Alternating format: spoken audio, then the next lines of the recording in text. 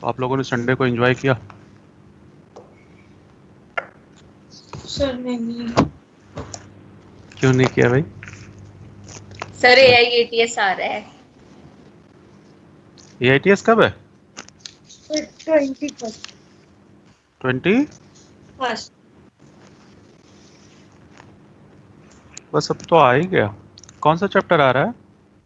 Sir hydrocarbon and GOC, बस 2 यार। बस है वो? पूरी ऑर्गेनिक केमिस्ट्री आ जाएगी उस बस में, क्योंकि GOC है। GOC का मतलब सब। तो चलो, ये दोनों चैप्टर तो तैयार होंगे 21 से पहले। इसका मतलब मुझे एक डाउट क्लास लगानी पड़ेगी, है ना? GOC की लगानी है, हाइड्रोकार्बन की तो यस सर। ठीक है, कोई नहीं, लगा देंगे बच्चे।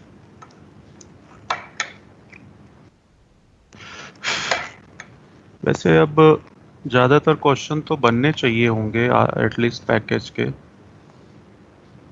यस सर बन जाता हूँ। कुछ क्वेश्चन जो हैं वो बेकार वाले, वो तो सर D सेक्शन के ही हैं कुछ। वही ज़्यादा है।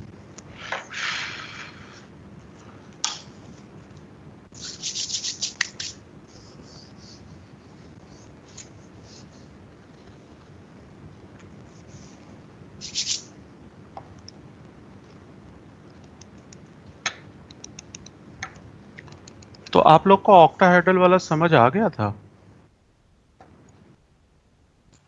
Yes sir. Yes, sir.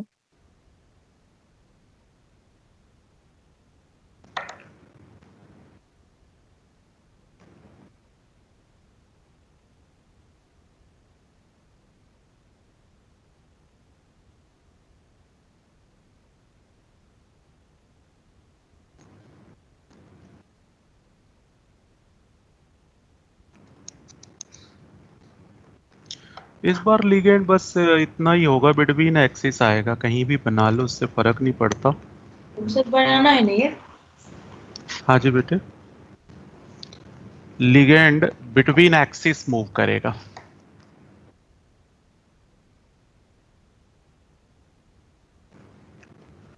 तो अगर ऑक्टाहेड्रल कॉम्प्लेक्स आपको याद हो तो अलोंग द एक्सिस लिगेंड आता था। तो रिपल्सन किस में होता था? जिसमें electron density along the axis थी। Yes, sir. कुछ याद आ रहा है? पिछली बातें एक बार रिकॉल कर लो, क्योंकि उससे ये रिलेशन है इसका जबरदस्त। उसका जस्ट रिवर्स होना है, जो कुछ वो आपने बनाया था ना, उसका ये रिवर्स होगा।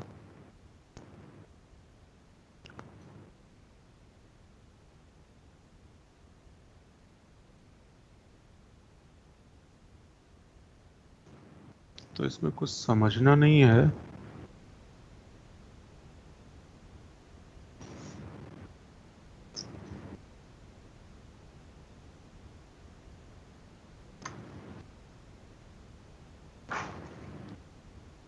Energy gap for tetrahedral complex -0.6 plus 0.4, मतलब उसका रिवर्स। ओ सॉरी, ने रिवर्स तो बनाया नहीं। dx² y² ji.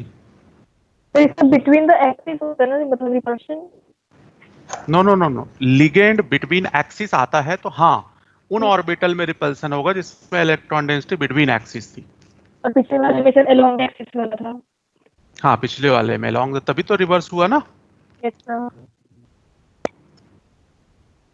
Energy gap for tetrahedral complex.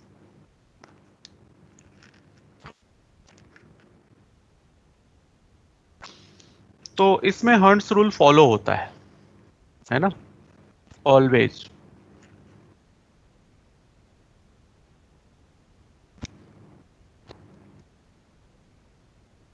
Hertz rule follow होगा,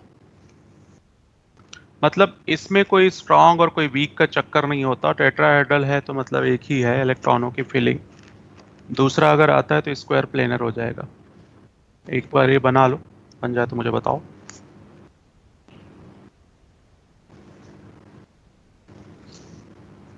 डन सर ये +0.4 है इसमें। उसका रिवर्स है ना,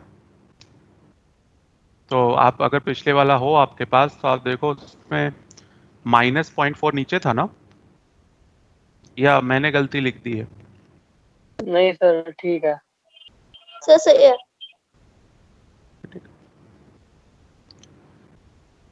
तो बस इस पे फिर से वही डायग्राम बनाओ इलेक्ट्रॉनों की फिलिंग वाला। उस दिन टाइम नहीं था, नहीं तो करवा दिया होता। बस इसमें थोड़ा सा यही ध्यान रखना है कि इस बार Eg पहले आएगा और T2Z बाद में आएगा। क्रिस्टल फील्ड स्टेबलाइजिंग एनर्जी इस बार -0.6x plus 0.4y plus MP, तो D1 2 3 4 5 6 7 8 9 10, तो इजी में 2 होते हैं।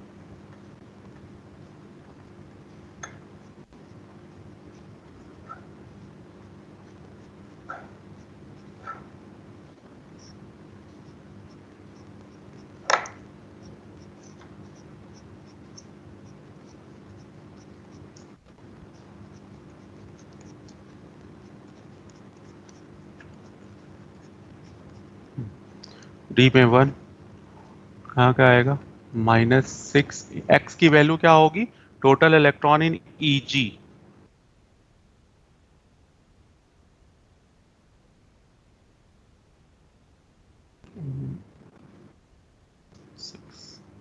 जीरो लिखो ना लिखो कोई फर्क तो पड़ता नहीं। Into 2 means -1.2 into 3।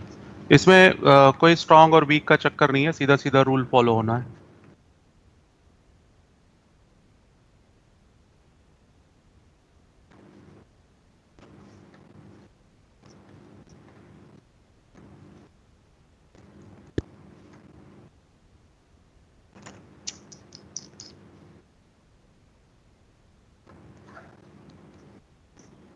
Sir third वाले पे रॉन्ग नहीं हुआ? एक मिनट बेटे, मुझे देखने दे। थर्ड वाले में रॉन्ग कैसे? सर 0.6 इंटू 2 प्लस 0.4 होना था ना? ओ हाँ, ये सही कह रहे हो बेटे, मेरा उस पर फोकस ही नहीं गया कि दूसरे में आ चुका है। 4 × 1 तो 12, 16 आ जाएगा क्या?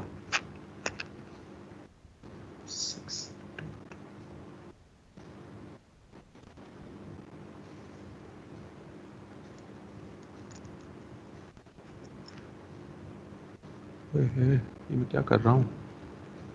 सर गलत कर दिया फिर से। 12 -4 करना पड़ेगा ना, 0.8 आएगा है ना, और पॉइंट ये 4 आएगा।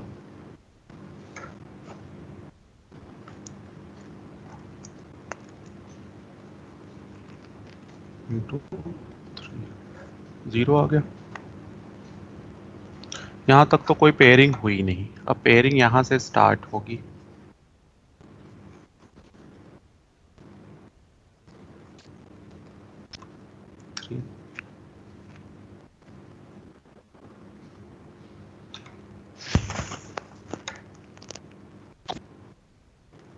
अब 1p स्टार्ट होगा।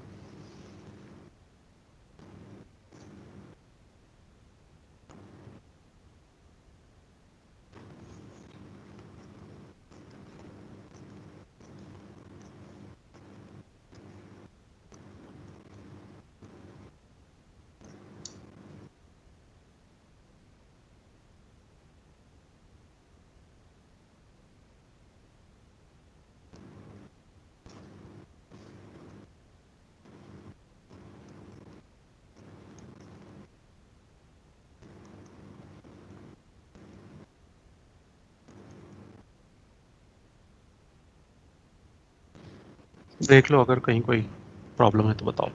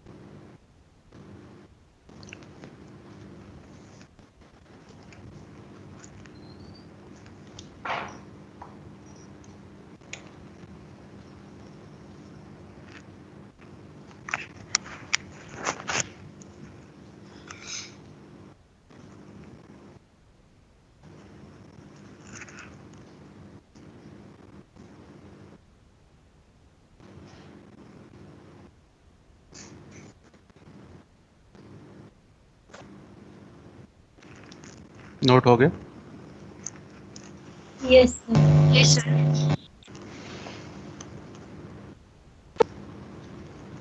तो इस पे कोई वो नहीं है क्वेश्चन, आई थिंक आपने पीछे बना ही लिया था।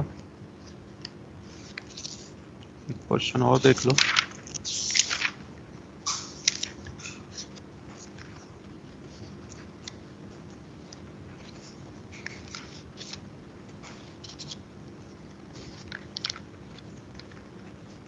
अ, 31, पेज नंबर 31 पे क्वेश्चन नंबर 1।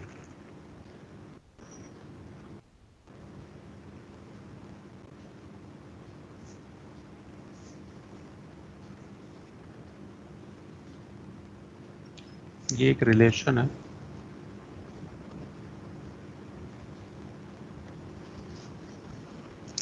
ऑक्टाहेड्रल का एनर्जी गैप टेट्राहेड्रल के एनर्जी गैप में रिलेशन है। Delta T means tetrahedral is equal to 4/9 into octahedral. तो आप देखो, crystal field stabilising energy CO Cl6 - 4, coordinate bond 6 है, तो इसका मतलब है हाइब्रिडाइजेशन sp3d2 आएगा। और अभी COCl4 है, कोऑर्डिनेट बॉन्ड देखो इसमें कितना आएगा 4, तो इसका मतलब है कि वीक फील्ड लिगेंड है, तो sp3 आएगा। तो sp3 इसकी वैल्यू आपको क्वेश्चन में गिवन है, इसकी वैल्यू आपसे पूछ रहा है।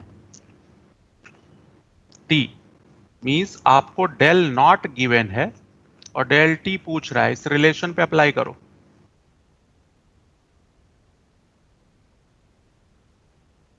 8,000. कोई डाउट?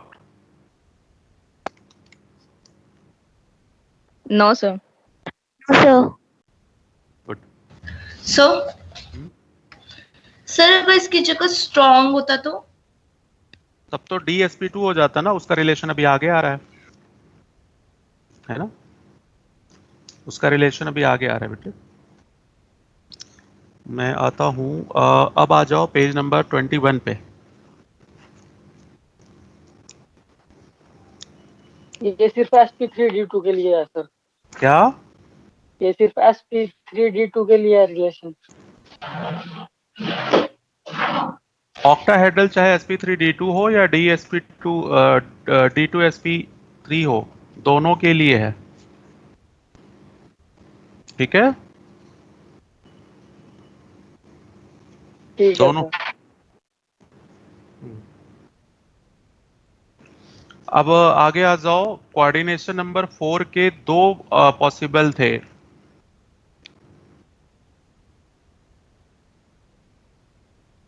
एक तो DsP2 भी हो सकता है और sp3 भी हो सकता है। ये कब बनता है? जब स्क्वायर और ये तब बनता है जब टेट्रा हेड्रल हो। तो टेट्राहेड्रल का तो आपने बना लिया, स्क्वायर प्लेनर का आपको बनाना है पेज नंबर 21 पे, हालांकि एनसीईआरटी के सिलेबस में नहीं है।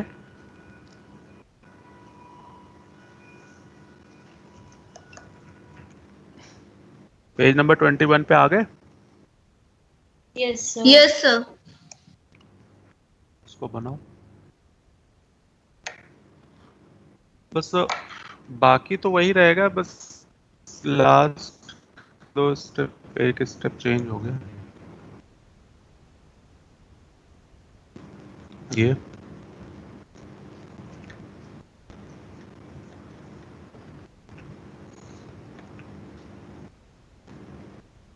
सर अगर ये एनसीईआरटी में नहीं है तो इससे क्वेश्चन आ सकते हैं क्या? आना नहीं चाहिए बेटे। Okay.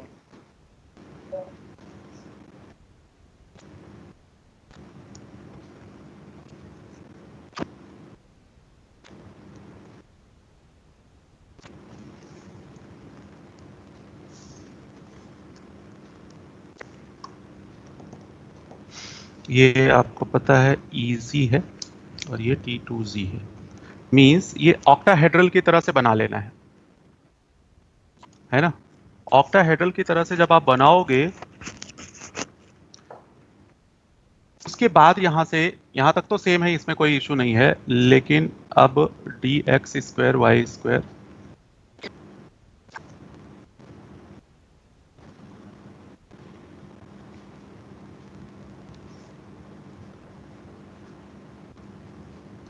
dz²,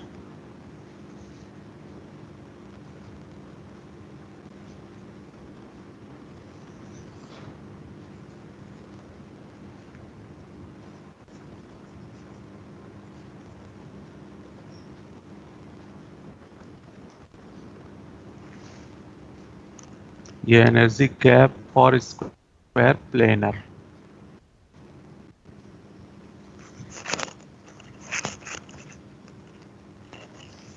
इसमें एनर्जी का ऑर्डर पूछता है, बस एक क्वेश्चन पूछेगा, dy(z) is equal to dzx dz² dxy dx² y। ये एनर्जी का increasing order, sorry decreasing order है, साइन जरा चेंज कर लो, इंक्रीजिंग ऑर्डर होगा ना। इसकी एनर्जी मैक्सिमम है, ऊपर जाते हैं तो पोटेंशियल एनर्जी इंक्रीज करती है।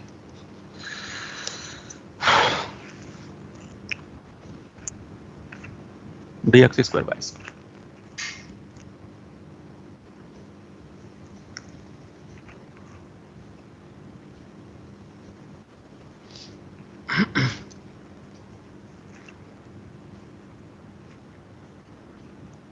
Energy gap for square planar is equal to 1.6 time energy gap for octahedral. तो जरा देखो इन तीनों में एनर्जी गैप मैक्सिमम किसका हुआ?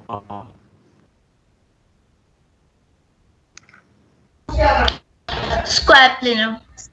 Square planar Yes, sir. Means delta T सबसे कम, ऑक्टाहेड्रल, स्क्वायर प्लेनर।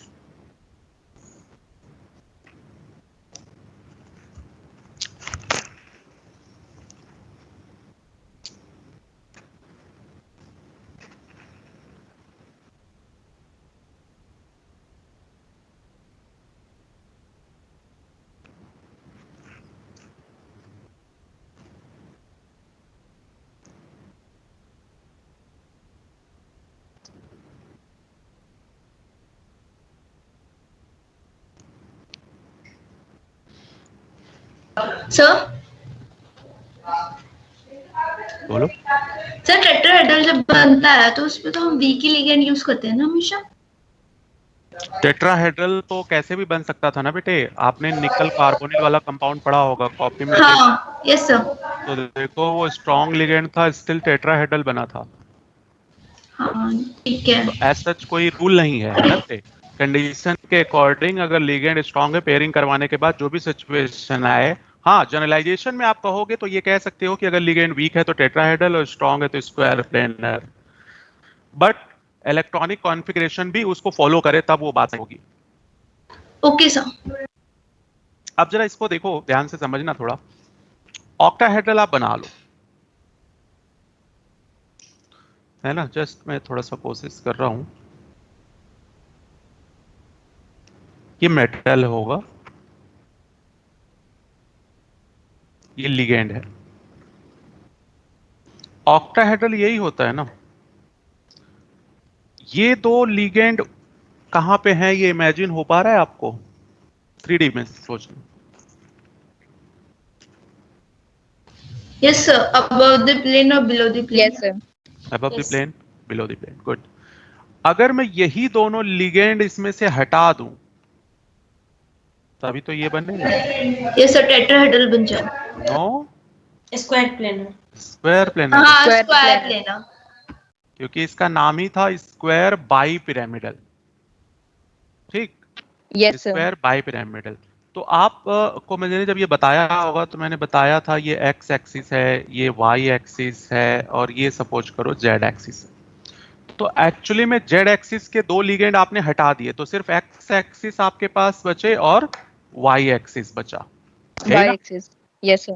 ठीक, अब जरा ध्यान देना, लिगेंड में d z sorry d x square y square में सबसे ज्यादा रिपल्सन क्यों फील हुआ? अब आप इमेजिन करो, d x square y square, central metal का डी ऑर्बिटल होगा। D x square y square का मीनिंग क्या हुआ? इसमें electron along the axis x और वाई पे था, Yes, sir. Yes sir. और लिगेंड भी इस बार कहां आ रहा है? एक्स और एक्स और वाई पे। इसीलिए सबसे ज्यादा रिपल्सन आपको समझ आ रहा है कि क्यों यहां पे हाईएस्ट एनर्जी के साथ है ये d x square y square. Yes, sir. नहीं समझ आ रहा है? क्योंकि लिगेंड अगर आएगा, लिगेंड में नेगेटिव चार्ज था, डी ऑर्बिटल में भी नेगेटिव चार्ज था, और जो उसके अलोंग द एक्सिस होंगे उसमें रिपल्सन सबसे ज्यादा होगा। ठीक है, और जितने भी जेड वाले हैं जरा देखना, जेड वालों की एनर्जी एक्स वाई वालों से कम हो गई है, देखना। Yes, yes sir. Yes, sir. sir. तो वो कम इसलिए हो गई कि लिगेंड इस बार जेड एक्सिस पे आ ही नहीं रहा है। देखो, जेड एक्सिस के दोनों लिगेंड आपने हटा दिए ना। Yes sir. तो ये थोड़ा सा है, हालांकि आपको रटना पड़ता है कि हाँ भाई किसका एनर्जी ऑर्डर क्या है एग्जैक्टली तो पता नहीं चलता, बट थोड़ा सा एक रफ आइडिया लग जाता है कि हाँ भाई उसका सबसे ज्यादा क्यों हुआ होगा और इसका सबसे कम क्यों हुआ होगा। इन बिटवीन तो डाटाबेस है। ठीक, तो ये ऑर्डर आपको याद रहना चाहिए, ठीक है ना? और आगे चलें। Yes sir. Yes, sir. हम्म, अब बात आती है,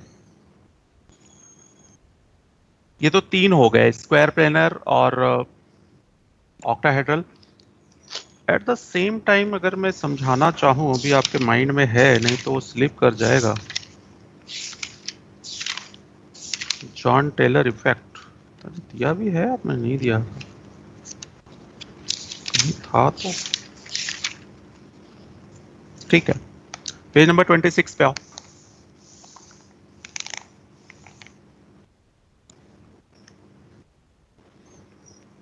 पेज नंबर 26 पे देखना जरा, Jahn Teller yes sir. Effect, Jahn Teller effect होगा।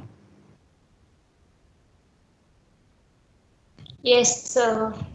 हालांकि ये आउट ऑफ सिलेबस है, अब इससे क्वेश्चन नहीं आएंगे, 1% भी चांस नहीं है, बट क्योंकि एक साल गलती से आ गया था, है ना, क्योंकि पेपर आउट हुआ और उस टाइम बिल्कुल फास्ट रीपेपर हुआ और उस चक्कर में जॉन टेलर इफेक्ट आ गया। एमएससी की चीज है ये, फिर भी थोड़ा सा कोशिश करते हैं समझने की। आप एक बार उस पूरे पैराग्राफ को सिर्फ रीड करो, फिर मैं समझाऊंगा।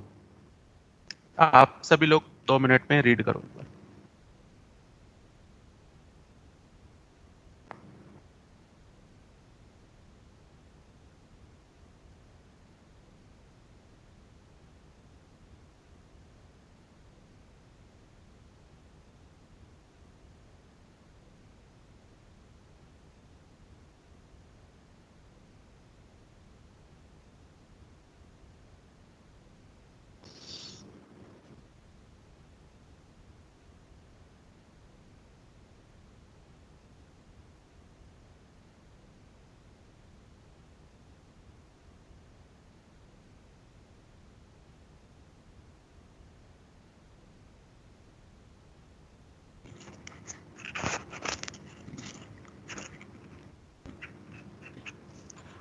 सर हो गया कुछ समझ आया? सर, बस Yes. ट्रांसलेट वो ऑर्डर। कि अगर एसिमेट्रिकल होंगे डी ऑर्बिटल के अंदर तो वो जो है ऑक्टाहेड्रल की शेप ठीक नहीं होगी। अगर उसको हम मतलब इक्वली फिल कर देंगे तो वो ऑक्टाहेड्रल शेप हो जाएगी। ठीक। सर कुछ लिगेंड्स ज्यादा रिपल्शन फील करेंगे, कुछ कम। कुछ लिगेंड की वजह से ज्यादा रिपल्सन होगा, है ना? एक्चुअली में Yes, sir. रिपल्सन इन दो में है बच्चे, ध्यान देना। मैं दोनों को बना रहा हूं। ये मेटल है, मेटल में मैं ये बना रहा हूं d x square y square. D x square y square का मतलब यही होगा इसमें, d x square y square में क्या होता है कि lobes along the x axis and along the y axis होते हैं। ये एक्स, ध्यान देना ये ऑक्टाहेड्रल नहीं है, एक d x square y square का ऑर्बिटल है। और एक ऑर्बिटल आपको पता है इसी में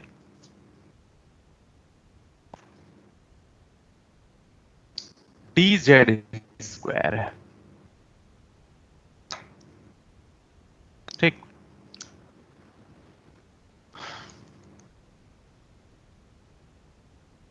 ये डी जेड। अब हम लोग बात करते हैं यहां से D0। देखो symmetrical electronic arrangement like D0, D10, ये दोनों है फॉर एनी लिगेंड, यही है ना?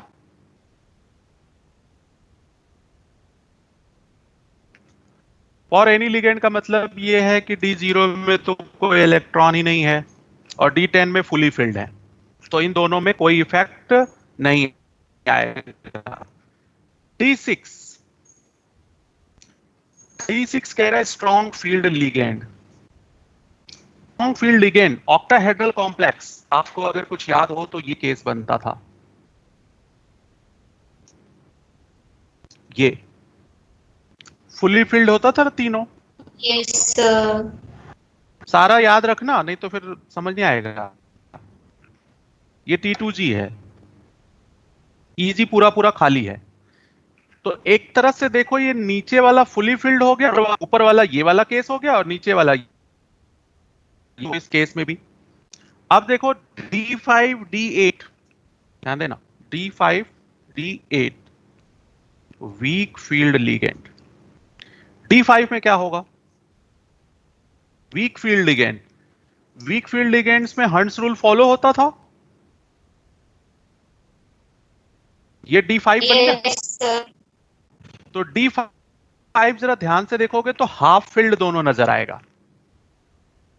D8 की सिचुएशन को बना देते हैं यहां 1 2। नीचे वाला फुल फिल, ऊपर वाला हाफ फिल। जी हां, तो अगर इन सबको ध्यान से देखो तो ये पूरी तरह से वैकेंट है, ये पूरी तरह से फिल है। एक बात ये समझ आ गई होगी।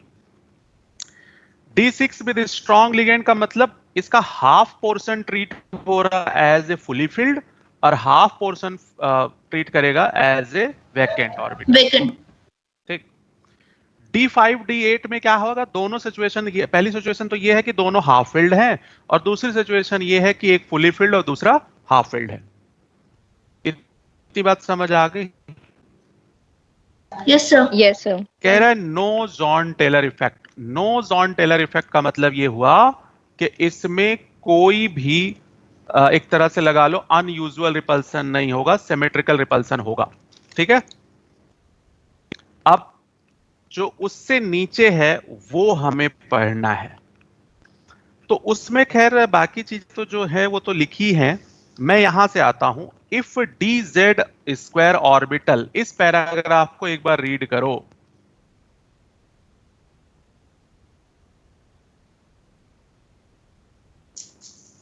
ठीक, इस पैराग्राफ को एक बार रीड करो। If D Z square orbital contain one more electron means ये वाली सिचुएशन है। ये तो चलो जो भी हो उससे कोई फर्क नहीं पड़ता। ये यहां dx square y square dz square, if dz square orbital contain one more electron, मतलब dz में एक इलेक्ट्रॉन एक्स्ट्रा है, या तो इसमें 0 था और इसमें 1 हो गया, या इसमें 1 था इसमें 2 हो गया है। कोई भी सिचुएशन हो सकती है, आप कैसे भी देख सकते हो। dz स्क्वायर में एक इलेक्ट्रॉन एक्स्ट्रा है, ये बात इतना पढ़ लिया।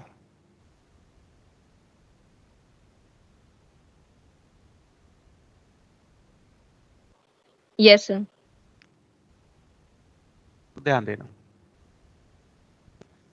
ऑक्टाहेड्रल कॉम्प्लेक्स है तो लिगेंड कहां कहां से आ रहे होंगे अलोंग द एक्सिस। जब तक ये लिगेंड सिमेट्रिकल इलेक्ट्रिक फील्ड लगाएंगे तब तक कोई डिस्टॉर्शन नहीं होगा। लेकिन जैसे उसने कहा कि dz स्क्वायर में एक इलेक्ट्रॉन एक्स्ट्रा हो गया as compare to dx square y square, मतलब dz स्क्वायर में एक इलेक्ट्रॉन ज्यादा हो गया, मतलब इसमें जिसमें मैं टिक कर रहा हूं इसमें एक इलेक्ट्रॉन ज्यादा हो गया। लिगेंड जो अलोंग द z एक्सिस आ रहा होगा वो थोड़ा ज्यादा रिपल्सन फील कर जाएगा। Yes sir. क्यों? Yes, sir. क्योंकि इसमें z में x y के कंपेयर में एक इलेक्ट्रॉन अगर एक्स्ट्रा हो गया तो ये z एक्सिस वाला ये जो ऑर्बिटल है ये थोड़ा इलोंगेटेड हो जाएगा। ये ऐसे हो गया, ये ऐसे क्यों हुआ समझ आया? Yes sir. क्योंकि इलेक्ट्रॉन ज्यादा था तो ज्यादा रिपल्शन हो गई। मोर इलेक्ट्रॉन आ गया as compare to dx square y square, और किसी से कंपेयर नहीं करना है, इसी से कंपेयर करना है। तो ये इलोंगेटेड हो गया। इलोंगेटेड होने का मतलब अब जरा देखो कि कह रहा है कि z axis greater repulsion than for ligands, elongated bond axis z, उसको टेट्रागोनल बोलते हैं। मतलब अब ये एग्जैक्टली ऑक्टाहेड्रल नहीं रहेगा, ये एग्जैक्टली ऑक्टाहेड्रल नहीं रहेगा। ये वाली लेंथ अनयूजुअली थोड़ा क्या हो गया, ऐसे इंक्रीज हो गया, Yes, ऐसे हो sir. गया। इस पर कोई इफेक्ट नहीं आया, इस पर कोई इफेक्ट नहीं आया, लेकिन अनयूजुअल z एक्सिस इंक्रीज हो गया। इसको क्या बोलेंगे? टेट्रागोनल। अब ये ऑक्टाहेड्रल ना बोल के इसको हम क्या बोल देंगे? टेट्रागोनल। इमेजिन हो रहा है कुछ?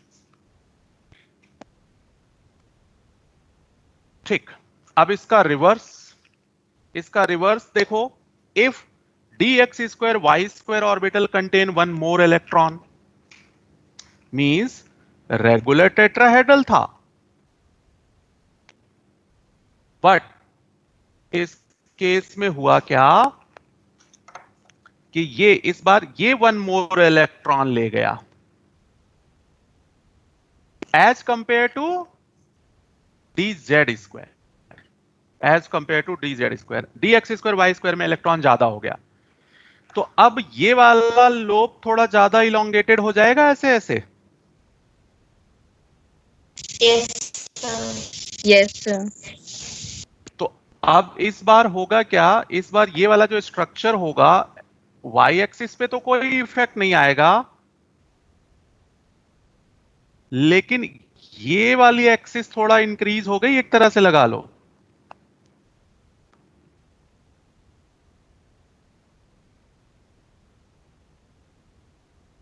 ऐसे हो गया, ऐसा लगेगा ये वाली लेंथ थोड़ी छोटी हो गई जेड वाली। उसको क्या बोल रहे हैं? Tetragonal compression. ऐसा लगेगा कि इस बार जेड एक्सिस थोड़ा छोटा हो गया। एक्चुअली जेड एक्सिस छोटा नहीं हुआ, एक्स और वाई एक्सिस एक्सपेंड कर गया है, तो ऐसा लगेगा किसी ने कंप्रेस कर दिया। जैसे कभी आपने अपनी फोटो देखी हो किस पे, आधार कार्ड पे फोटो Yes. देखी अपनी आधार कार्ड पे, उस पे गर्दन ऐसी लगती है किसी ने सर को ऐसे दबा दिया हो और गर्दन ऐसे छोटी सी हो जाती है Yes, sir. Yes, sir.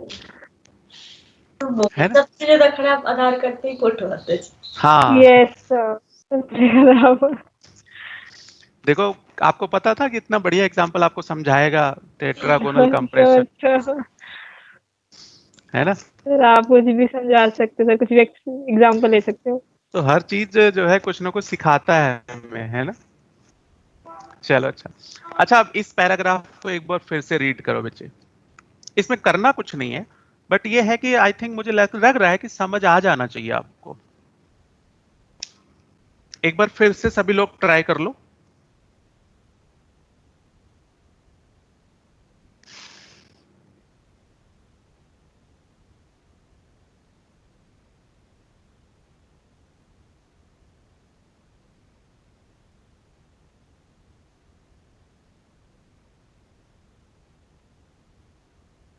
Yes sir, आ गया समझ।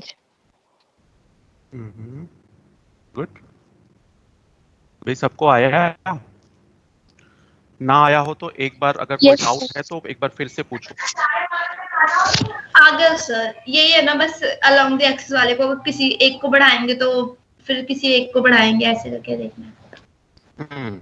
ऐसे ही करके देखना है, लेकिन बात वही है कि समझ आना चाहिए, क्योंकि इसमें ना है तो नहीं सिलेबस में, बट ये है कि पता नहीं उस टाइम पे सोचो जब आया होगा पहली बार, किसी टीचर ने किसी को नहीं पढ़ाया था। अब आप सोचो उन तो बच्चों कौन से ईयर में आया था? 16 में बेटे, 16 में। तो सर सबका इक्वल होगा अगर किसी ने नहीं पढ़ा। हाँ बेटे, लेकिन अब ये है कि भाई गलत तो हो गया होगा ना। Yes sir. अब सर पर अब तो आएगा नहीं, ये तो पता है। उस समय क्या था, जल्दबाजी में पेपर दिया और कोई भी सेट उठा के दे दिया जो रिजर्व के लिए रखा था। अच्छा, एसिमेट्रिकल जरा देखना, D4 for week ligand, D7 for strong, D9, मतलब इस सब में होगा जॉन टेलर इफेक्ट। तो इससे रिलेटेड एक क्वेश्चन जो आया था, आई थिंक यही कहीं मिल जाएगा 16 में, 32 सर पेज पे। D4 स्ट्रॉन्ग लिगेंड नहीं होगा? D4 स्ट्रॉन्ग है इसमें, D4 वीक। एसिमेट्रिकल सर नहीं वीक लिखा है। यहाँ तो हाँ, वीक है, पर अगर स्ट्रॉन्ग होगा तो स्ट्रॉन्ग होगा तो तो फिर तो नहीं होगा। देखो पेज नंबर 32 पे क्वेश्चन नंबर 11। Sir second.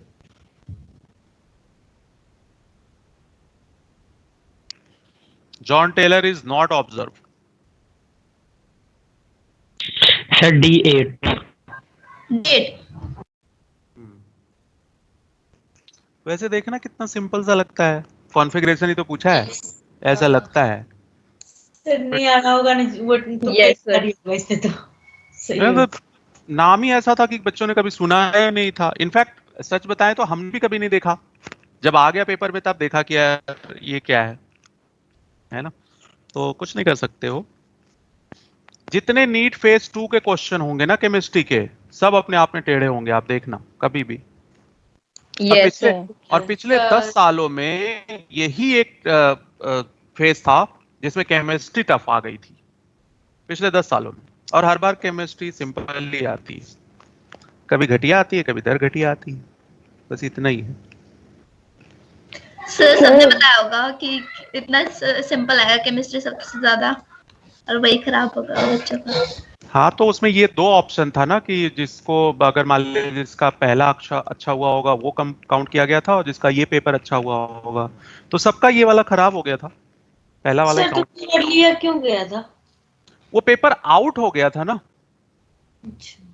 तो बच्चे के ऊपर था कि आपको देना है कि नहीं देना है सेकंड पेपर।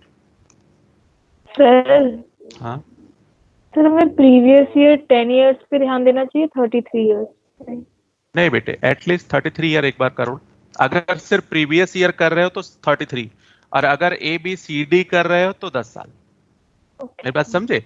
यस। हाँ, तो मतलब जैसे पैकेज के बाद अगर हो गए सर, जैसे पैकेज भी हो गया और NCERT भी कर ली अगर, तो 10 इयर्स सफिशिएंट है या फिर 33 इयर्स भी करें? नहीं, मैं तो ये कहूंगा कि अगर मान लीजिए ये कर चुके हो तो आप इसका मतलब पढ़ते हो, ध्यान से पढ़ते हो, है ना, तभी हो सकता है, अदरवाइज पैकेज होना इतना आसान नहीं है। सर एक बार हो गया पैकेज हाँ। जो जस्ट प्रेजेंटली किया था, और फिर NCERT देख ले, क्योंकि पेपर NCERT बेस्ड है सर, ऑर्गेनिक भी NCERT सुनो से मेरी बात सुनो, अभी आप ऐसा करो, अभी जैसे कब है, अगस्त में है ना पेपर, यस सर। तो एटलीस्ट अप्रैल तक तो आप इन्हीं चीजों को रिवाइज करो बार बार, 2 बार 3 बार 4 बार, जितनी बार भी सर कर जिस सकते। ऑर्गेनिक में आपके नोट्स रिवाइज करते सर बार बार, फिर वही सर कुछ कुछ रिएक्शंस भूल जाते हैं, किसी के कुछ मैकेनिज्म भूल जा रहे हैं, ऐसे मतलब टिप्स पे नहीं हो पा रही। मैकेनिज्म तो वो तो धीरे धीरे आएगी, लेकिन जैसे ये जब 10 ईयर करने जा रहे हो ना, तो 10 ईयर के बजाय 33 ईयर कर लेना, और वो लास्ट के 1 महीने में करना। Okay sir. हाँ, उसके बाद खुद को जज कर पाओगी कि पिछले 33 ईयर्स में मैं क्या कर पाती। Yes sir. वैसे तो 10 ईयर सफिशिएंट है, लेकिन अगर आपके पास एनफ टाइम है और लग रहा है कि हाँ मेरी प्रिपरेशन है, तो 33 पे जाओ। सर क्योंकि लेकिन 10 इयर्स में अभी तक देखे ना सर, तो आपके नोट सफिशिएंट लगे मुझे, और एनसीईआरटी के मतलब एक्सरसाइज एग्जांपल्स वगैरह कर लिए तो मोर देन सफिशिएंट लग रहे हैं मुझे तो सर। बहुत है बेटे, पैकेज ही बहुत है। और तेरे अभी तो इस बार पेपर नहीं मिल रहे होंगे, आप लोग पेपर डाउनलोड करके रखते हो इसका? सर इसे पीडीएफ के फॉर्म में नहीं मिल पाता सर, जो जो क्वेश्चन या तो गलत होते हैं या फिर थोड़ा डाउट होता है, उसकी स्क्रीनशॉट लेके रख लेते हैं कि बाद में फिर ये देख थोड़ा लेते ड्रॉबैक आता, नहीं तो हर साल हैं। क्या सर होता था ऑनलाइन में कि वही प्रॉब्लम है। हाँ, हर साल क्या होता था कि 15-20 तो मतलब टेस्ट पेपर ही हो जाते थे, अच्छे अच्छे क्वेश्चनों का यस कलेक्शन हो सर, जाता। प्रैक्टिस हो तो जाती है। ऑफलाइन लेना चाहिए। आप लेना सर अब चाहिए। तो ऑनलाइन ले सकते हैं ना। तो बच्चे नहीं का तो ऑफलाइन होगा, तो अभी सारे ऑफलाइन लेना प्रैक्टिस पड़ेगा टेस्ट सर। फुल लेंथ वाले होते हैं, हमारा सिलेबस भी कंप्लीट नहीं है, रिवाइज भी नहीं है पिछला, तो दे भी नहीं पाते सर। और ऐसे पार्ट वाइज टेस्ट जो एआईटीएस वगैरह चलते हैं वही हो पाता है। Yes sir. नहीं, अभी आप लोग के मॉक टेस्ट होंगे बच्चे, 10 से 15 मॉक टेस्ट होंगे। फिर वो टेस्ट सीरीज होगा ना उसमें। हाँ, टेस्ट सीरीज होगा हर साल होते हैं। चलो अच्छा, पढ़ते हैं यार, छोड़ो बातों में तो क्या है। सर ऑफलाइन नहीं होंगे। ऑफलाइन एक्चुअली में केसेस फिर से बढ़ने लगे ना बेटे, तो पहली बात तो 33% ही अलाउ है, और ऊपर से फिर से केसेस बढ़ने लगे, और जिनको अलाउ किया गया वो भी नहीं आते बच्चे। तो एक्चुअली हमें बुला लो। आपको भी बुलाया जाएगा ना, तो आप देखना, जो अगर मान लीजिए 40 बच्चे यहाँ आते हैं ना, तो उसमें से 15 बच्चे ऑफलाइन आएंगे बस। ऐसा नहीं, सब आएंगे। गारंटी लेते हो आप? यस सर, बुलाओ तो। अगर किसी को हो गया ना, तो समझ लो इतने पिटोगे, है ना? Yes sir. कोविड में तो कोई माफ भी नहीं करेगा। अभी पीछे देखो, दिल्ली में एक स्कूल में मिल गया था, यहाँ पश्चिम बिहार में कोई एक बच्चा था, फिर पूरा एकदम हाहाकार मच गया। आप समझो ना, किसी एक की गलती कितनी भारी पड़ेगी।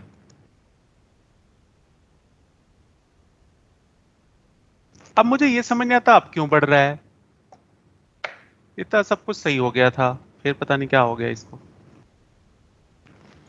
ओके चलो ठीक है, थोड़ा थोड़ा जॉन टेलर इफेक्ट समझ आ गया होगा। ट्रांस इफेक्ट में ये आपके सिलेबस में ये भी नहीं है, बस एक ऑर्डर याद कर लेना, पेज नंबर 27 पे ऑर्डर है ना, अगर करना होगा तो, अदरवाइज कोई रिक्वायरमेंट नहीं है। इसका भी एक क्वेश्चन आ गया था गलती से, उसी का नेक्स्ट क्वेश्चन होगा ट्रांस इफेक्ट 32 पे 12 नंबर। तो जस्ट ऑर्डर याद कर लो और कुछ नहीं करना इसमें। अब मैं ट्रांस इफेक्ट मतलब क्या है इसमें? कुछ नहीं, न्यूक्लियोफिलिक सब्स्टिट्यूशन है, बैक साइड से अटैक करता है अच्छा, है ना?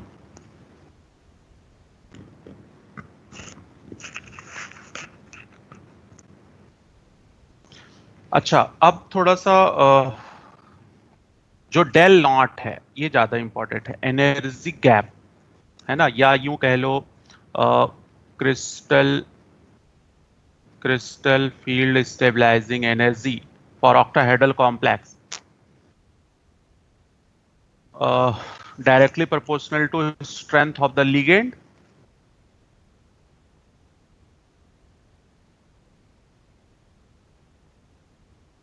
Strength of the ligand delta naught 3D से ज्यादा 4D सीरीज और 4D से ज्यादा 5D सीरीज का होता है।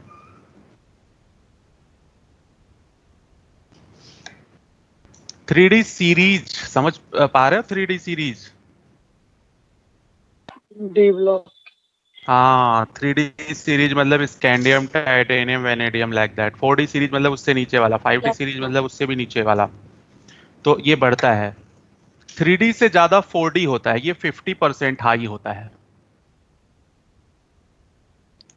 और ये 25% हाई होता है।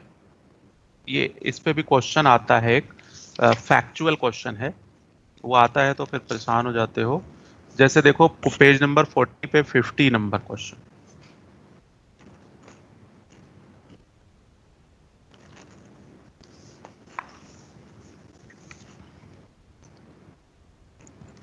सर एक बार रिपीट करना, आपने कौन सा पेज और क्वेश्चन बताया? 40 पेज पे 50।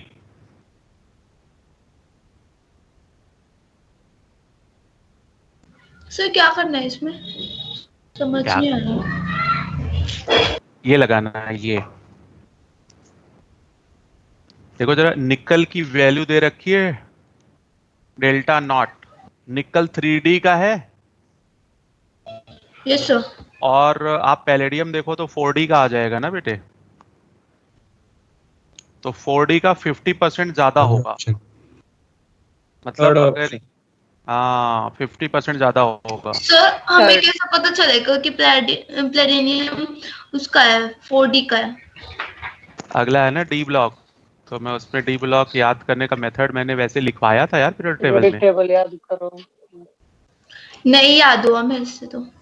मैंने लिखवाया था ना कौन लर्न करने का मेथड। हाँ। फिर क्या था, पहला वाला तो सनम तूने वादे करके था, दूसरा वाला था ये जरूरी नहीं है ना, तो याद करना पड़ेगा बेटे, और तो कोई मेथड है ही नहीं। ओके, 53 नंबर क्वेश्चन देख लो। वीक लिगेंड, अगर स्ट्रॉन्ग लिगेंड हो तो डेल नॉट ग्रेटर होता है पी से, और वीक लिगेंड हो तो डेल नॉट लेस होगा पी से।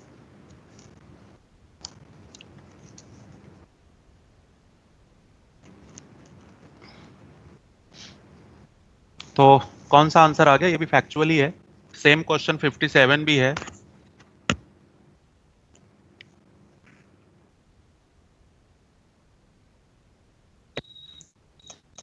Third option.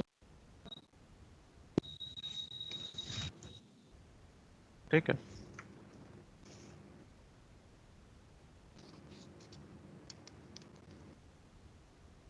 आगे चलें। Yes sir. ठीक है,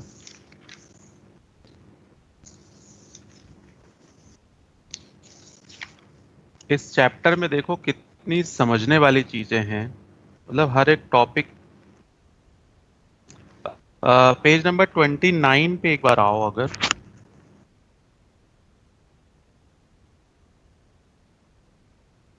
29 पे 5 नंबर क्वेश्चन, 5 नंबर का डी ऑप्शन छोड़ दो तो आई थिंक बाकी तीनों आपने किया हुआ है।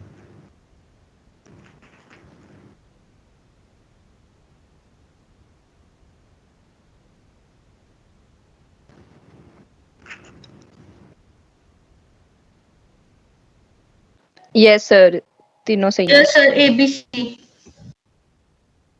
फोर्थ ऑप्शन होगा क्योंकि इनकरेक्ट पूछा। Yes sir. हम्म,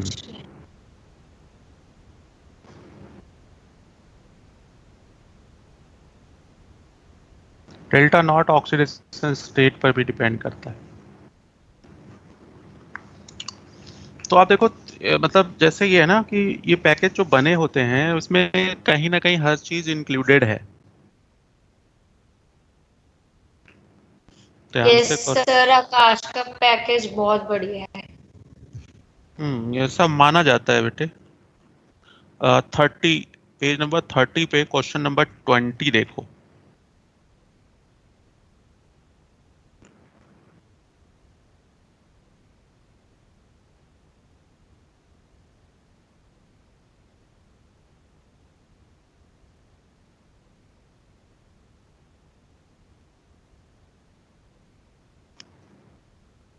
पेज नंबर 30 पे क्वेश्चन नंबर 20 करेक्ट। जरा देखो, स्ट्रेंथ ऑफ द लिगेंड पे नजर रखना, ये वाला कॉन्सेप्ट लगाओ। Delta not depends on strength of the ligand. अब आपको ये ऑर्डर पता, सबसे ज्यादा स्ट्रेंथ साइनाइड की है, ये आपको यहां से देखना पड़ेगा बेटे। पेज नंबर 20 पे इलेक्ट्रोकेमिकल सीरीज है ना, स्पेक्ट्रोकेमिकल।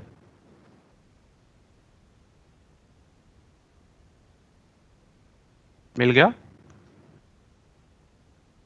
Yes sir. इससे तो क्वेश्चन भी आया था हम लोग के लिए। Yes sir. चलो और आगे आते हैं। कलर पे आ जाए। हाँ सर इसमें कितने तक का याद करना है? वो लिगेंड का स्ट्रेंथ या पूरा? सारा। मेरे को लगा स्टार्टिंग कर लो बस। अब आते हैं कलर पे आए। Yes sir. तो यस सर।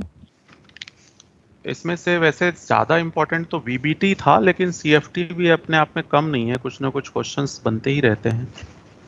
सर ये स्पेक्ट्रोकेमिकल सीरीज आपने नहीं लिखा, नहीं यहीं से याद करेंगे? हाँ और क्या है, याद कर लो।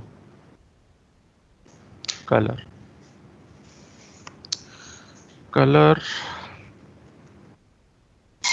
कलर भी बड़ा इंपॉर्टेंट है।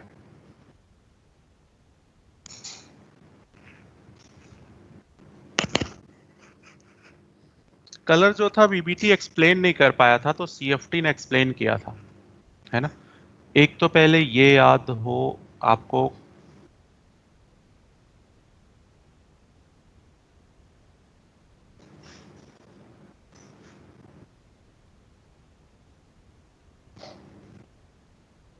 ये याद है ना, कॉम्प्लीमेंटेड। यस फिजिक्स में भी पढ़ा होगा आप लोगों ने। अगर ग्रीन हो तो रेड, रेड है तो ये, है ना। प्योर भी याद हो।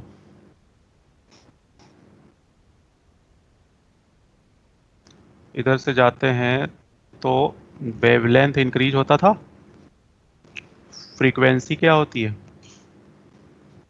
डिक्रीज, ठीक है ना। Energy gap is equal to H C by lambda. Means ध्यान देना, जिस लिगेंड का या जिस कॉम्प्लेक्स का एनर्जी गैप, ये पहले लिख लो नहीं तो ये डेल्टा ही नजर आएगा बस। एनर्जी गैप जितना हाई होगा, इट मीन्स उसका वेवलेंथ उतना कम होगा, और वेवलेंथ कम होगा तो फ्रीक्वेंसी क्या होगी? हाई। मीन्स मैं ये कह सकता हूं कि delta nought directly to frequency, but delta nought inversely to, क्योंकि एच और सी तो कांस्टेंट होगा।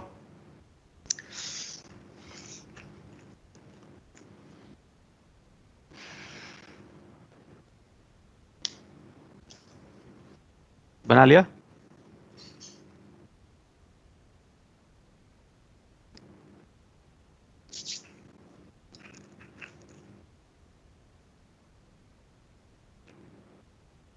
अब वही है, सीएफटी अप्लाई करो। जैसे कंपाउंड है टाइटेनियम,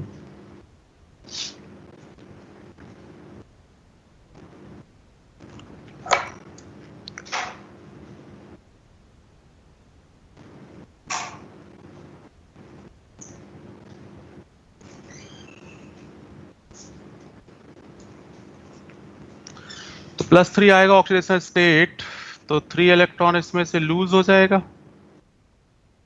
तो स्टिल 1 इलेक्ट्रॉन बचेगा इसमें। तो ये करेगा क्या?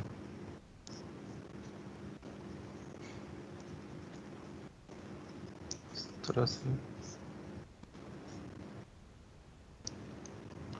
ये T2Z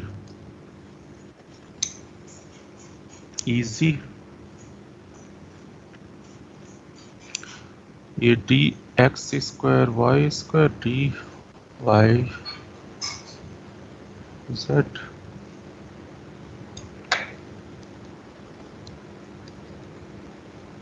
ये पहले लोअर एनर्जी में रहा होगा, ये एनर्जी गैप है, यहां इसको सनलाइट प्रोवाइड करो, किसी फ्रीक्वेंसी की लाइट विबग्योर में से, ध्यान देना विबग्योर में से डालनी है, तो किसी पर्टिकुलर वेवलेंथ की लाइट ये एब्जॉर्ब करेगा।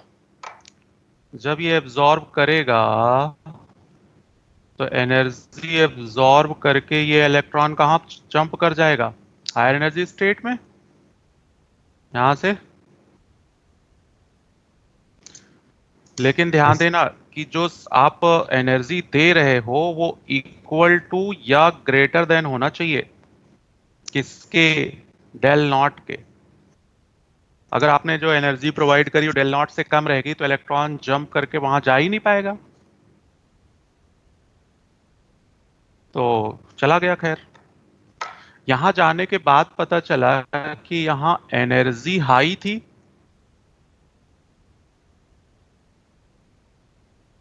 लेकिन स्टेबिलिटी क्या थी, कम। तो इसको बाद में वहां जाने के बाद एहसास हुआ कि यार गड़बड़ हो गई, तो ये लौट के बुद्धू घर को आए। ये फिर यहां से जहां जंप करेगा ये यहां आएगा, तब अगर जो यहां से यहां आ रहा होगा, मैं यहां बनाता हूं, ये यहां से यहां जब आया होगा तो बोहर मॉडल के अकॉर्डिंग हायर से जब लोअर पे आता है तो एनर्जी एमिट करता है ना। Yes sir. जब इलेक्ट्रॉन लोअर से हायर जाता तो एब्जॉर्ब करता था, तो स्पेक्ट्रम बनता था। अभी हायर से लोअर जब आएगा तो एनर्जी का वो जितना एनर्जी एब्जॉर्ब करके गया था उतना रिलीज करेगा, तो अब यही ये कलर देगा। कैसे देगा, अगर इसने ग्रीन एब्जॉर्ब किया था उस टाइम तो इसका कॉम्प्लीमेंट्री कलर रेड है, तो ये विजिबल आपको रेड होगा, है ना। और अगर इसने ब्लू एब्जॉर्ब किया था इसका मतलब ये ऑरेंज दिखेगा। तो जो एब्जॉर्ब करेगा वो कलर नहीं दिखेगा, जो एमिट करता है वो दिखता है, मींस उसका कॉम्प्लीमेंट्री कलर दिखता है। तो आई थिंक ये सारी चीजें आपने फिजिक्स में भी पढ़ा होगा, है ना। क्या था वो, बीबी रॉय कुछ ऐसा था क्या? B B Roy Great Britain, very good. Photo resistance का था सर। सर ये पे जो रेजिस्टेंस था उसमें ये सब नहीं था। इसको बना लो, इसको बोलते हैं डीडी ट्रांजिशन। जी बोलो सर। अगर हम एनर्जी प्रोवाइड करें एचन्यू से भी अगर ज्यादा हो, या फिर ये जो ऑक्टाहेड्रल जो एनर्जी उससे भी अगर ज्यादा हो, तो क्या इलेक्ट्रॉन मतलब एस्केप कर जाएगा क्या? वो तो बेटा स्केपिंग के लिए उतनी एनर्जी चाहिए ना कि सेल छोड़ दे। ये तो सेल एक ही है ना बेटे भाई। अगर आपने इसको 3D एज्यूम किया है तो ये सेल तो सेम है ना, सारा सेल तो सेम है सर। Yes sir. सब सेल सेम है। तो वो हाइपोथेटिकल वाली बात हो गई बेटे। जो आप कह रहे हो ना वो ठीक है, अगर स्केपिंग के लिए उसको एनर्जी मिल जाएगी। आपने आयोनाइजेशन एनर्जी पढ़ी थी ना। Yes sir. कि भाई अगर आपने किसी पर्टिकुलर इलेक्ट्रॉन को इतनी एनर्जी दे दिया कि भाई वो सेल ही छोड़ दे, तो वो तो आयोनाइजेशन हो गई, उससे कोई कलर तो आएगा नहीं, क्योंकि वो तो इन्फिनिटी में चला गया ना बेटे। तो यहां जब भी पूछेगा तो कलर क्यों शो करता है, ड्यू टू डीडी ट्रांजिशन। बात ये है। कुछ बात समझ आई? फिर ऊपर करना स्क्रीन सर। Yes sir. यहाँ सारा जो लिखना कलर है। वाला बनाया था सर्कल वो दे। अच्छा वो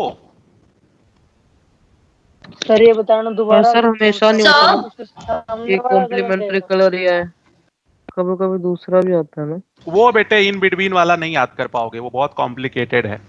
सर जैसे ब्लू ग्रीन का पर्पल आ रहा है वो कैसे?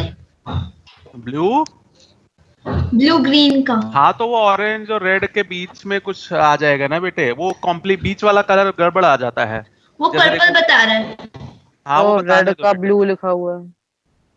रेड का यस रेड का ब्लू लिखा हुआ है। वो देने दो बेटे, वो पर्टिकुलर है ना, वो एक्सपेरिमेंटल है, उसको आप देखोगे तो बहुत पजल हो जाओगे।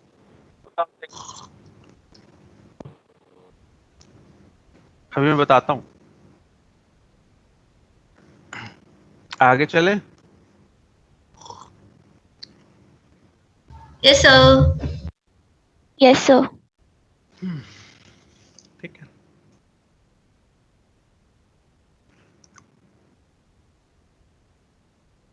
अब बात आती है कि डीडी ट्रांजिशन कौन देगा जिसमें अनपेयर्ड इलेक्ट्रॉन होंगे।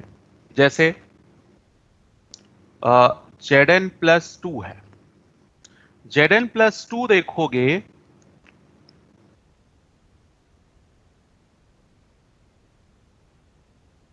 नहीं देगा। हाँ ये नहीं देगा, ठीक है। अब अगर D10 है तो भी ये कलरलेस होगा, और T0 में भी से। और D0 में भी कलरलेस ही होता है।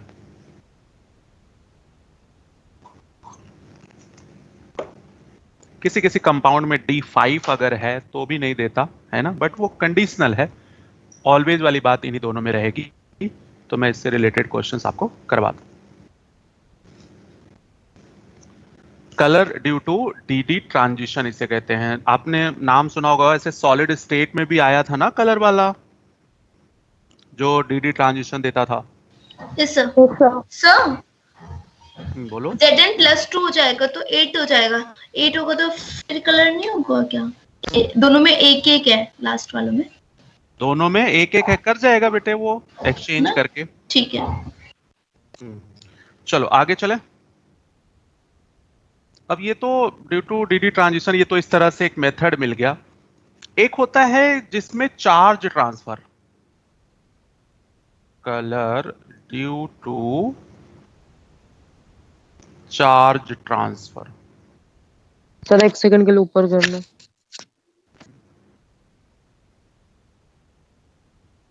ओके सर हो गया।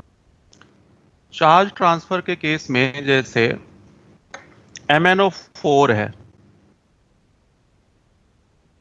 इस पे देखना +7 आ गया ऑक्सीडेशन स्टेट। +7 का मतलब 3d5 4s2 होता था ना, तो ये भी लॉस हो गया और ये भी लॉस हो गया, तो D में तो बचे ही नहीं इलेक्ट्रॉन, है ना। तो ये कलर फिर भी आपको याद होगा कि MnO4 पर्पल कलर का होता है, तो वो due to charge transfer. Charge transfer वो भी कहां से कहां, लिगेंड टू मेटल।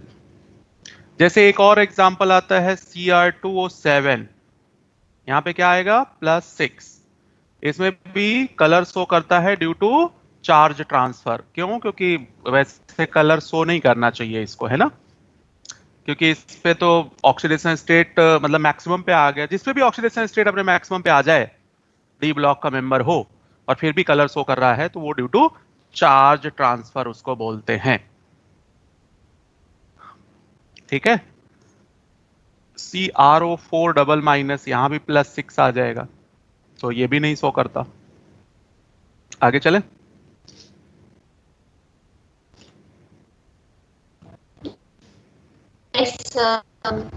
तो ऑक्सीजन का चार्ज जाता है इसमें तो। क्या? सर इसका कलर होता है इस कंपाउंड का? हाँ जी बेटे होता है। ऑक्सीजन का चार्ज जाता है इसमें। हाँ, ऑरेंज होता है ना सर शायद। Colour due to metal to ligand, ये हालांकि अभी हमें आगे पढ़ना है, बट यहां पे सिर्फ लिख लो जितने भी ऑर्गेनो मेटेलिक कंपाउंड है एक्चुअली में,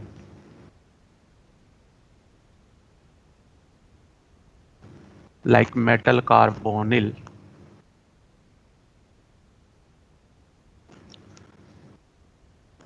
और क्रोमियम, फेरोसीन, ये सब जो होते हैं, ये अभी हमें आगे पढ़ना है। आज ही अगर हो पाया तो आज वो पढ़ लेंगे।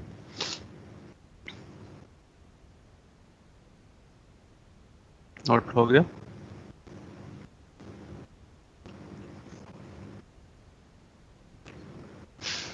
Charge transfer from metal to metal.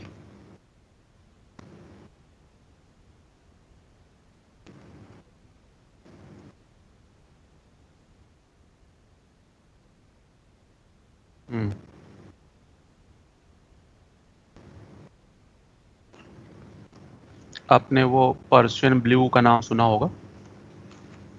Yes यही कंपाउंड है ना? यस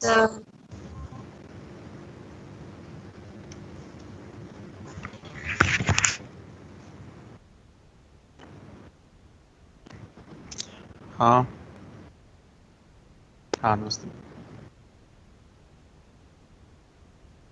हाँ ठीक है।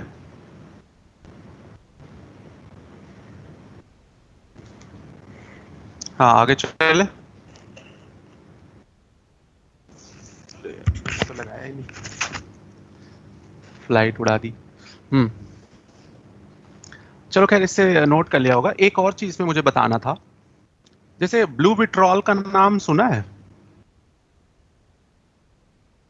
सर नाम भी यस सुना है। सर।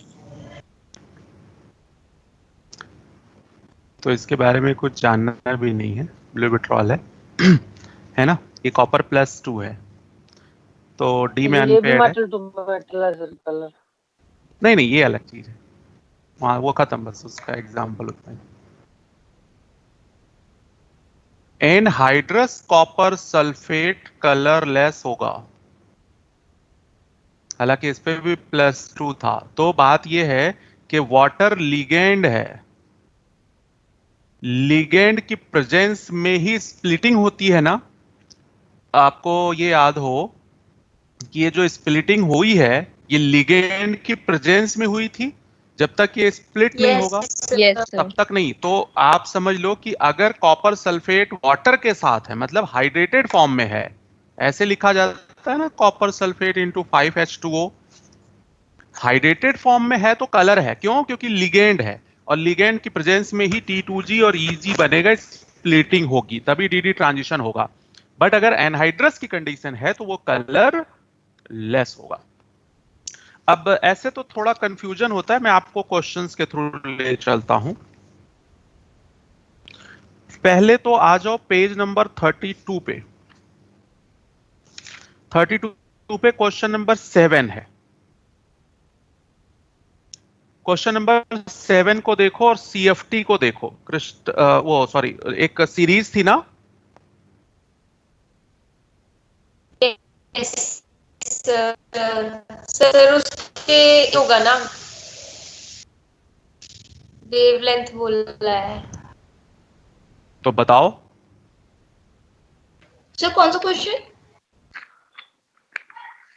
32 पे 7th नंबर, 32 पे 7th नंबर, इस फॉर्मूले का यूज करना, ध्यान दो। Sorry, delta nought directly to HC/λ, इस फॉर्मूले का यूज करो। और ये डिपेंड करता था स्ट्रेंथ ऑफ द लिगेंड पे।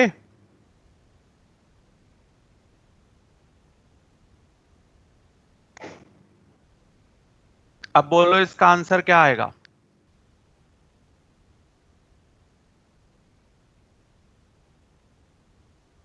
सर मुझे कलर वाला समझ नहीं आया। हाँ मुझे भी समझ नहीं आ रहा है, थोड़ा वेट कर बेटे। पूछा है correct increasing order of wavelength. आपको वेवलेंथ बढ़ता हुआ चाहिए, इसका मतलब स्ट्रेंथ क्या होनी चाहिए? कम। कम। तो अब मुझे इन तीनों में सर, बता दो फर्स्ट है third sir. Option, third option. Third option. इसमें मुझे बता दो सबसे वीक लिगेंड कौन है और सबसे स्ट्रॉन्ग लिगेंड कौन है? वाटर वीक है। वाटर वीक है। एक मिनट, एक वाटर अगर वीक है तो वाटर का डेल्टा नॉट सबसे कम, यस सर। जिसका जिसका Yes. डेल्टा नॉट सबसे कम उसका वेवलेंथ सबसे ज्यादा। Yes sir. ज्यादा, यस सर। तो इसका मतलब हमें वेवलेंथ के इंक्रीजिंग ऑर्डर में होना चाहिए। इसका मतलब वाटर वाला ऑप्शन जिसमें वाटर सबसे लास्ट में है वही सही होगा। जरा ध्यान देना। Yes sir. पहले तो आप मुझे इन तीनों में लिगेंड की स्ट्रेंथ का ऑर्डर बता दो।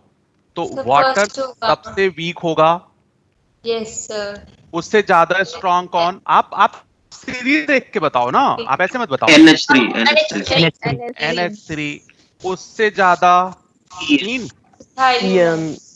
ये है। EN तो आप मुझे वेवलेंथ का ऑर्डर बता दो बस। सर H2O उल्टा हो जाएगा। उल्टा हो जाएगा सर बस। हाँ तो ये वाला फॉर्मूला मैंने बिल्कुल इनिशियल में ही दे दिया था, delta nought inversely to wavelength. Yes sir. Yes sir. इसमें समझना कुछ नहीं है, इसमें आपको वो सीरीज याद होनी चाहिए और सीरीज के बेसिस पे आंसर आ जाएगा। इसमें आपको ये थोड़ी ना देखना है कौन किसकी वेवलेंथ ज्यादा है, मैं कैसे याद करूं। वो तो पता है कि हाँ आप कैसे याद करोगे, आपको थोड़ी ना पता है। ठीक है।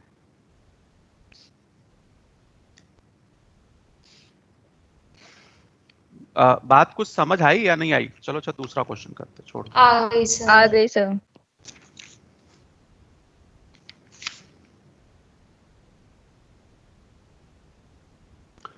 पेज नंबर 34 पे 34। अरे वाह कितना बढ़िया है, 34 पे 34।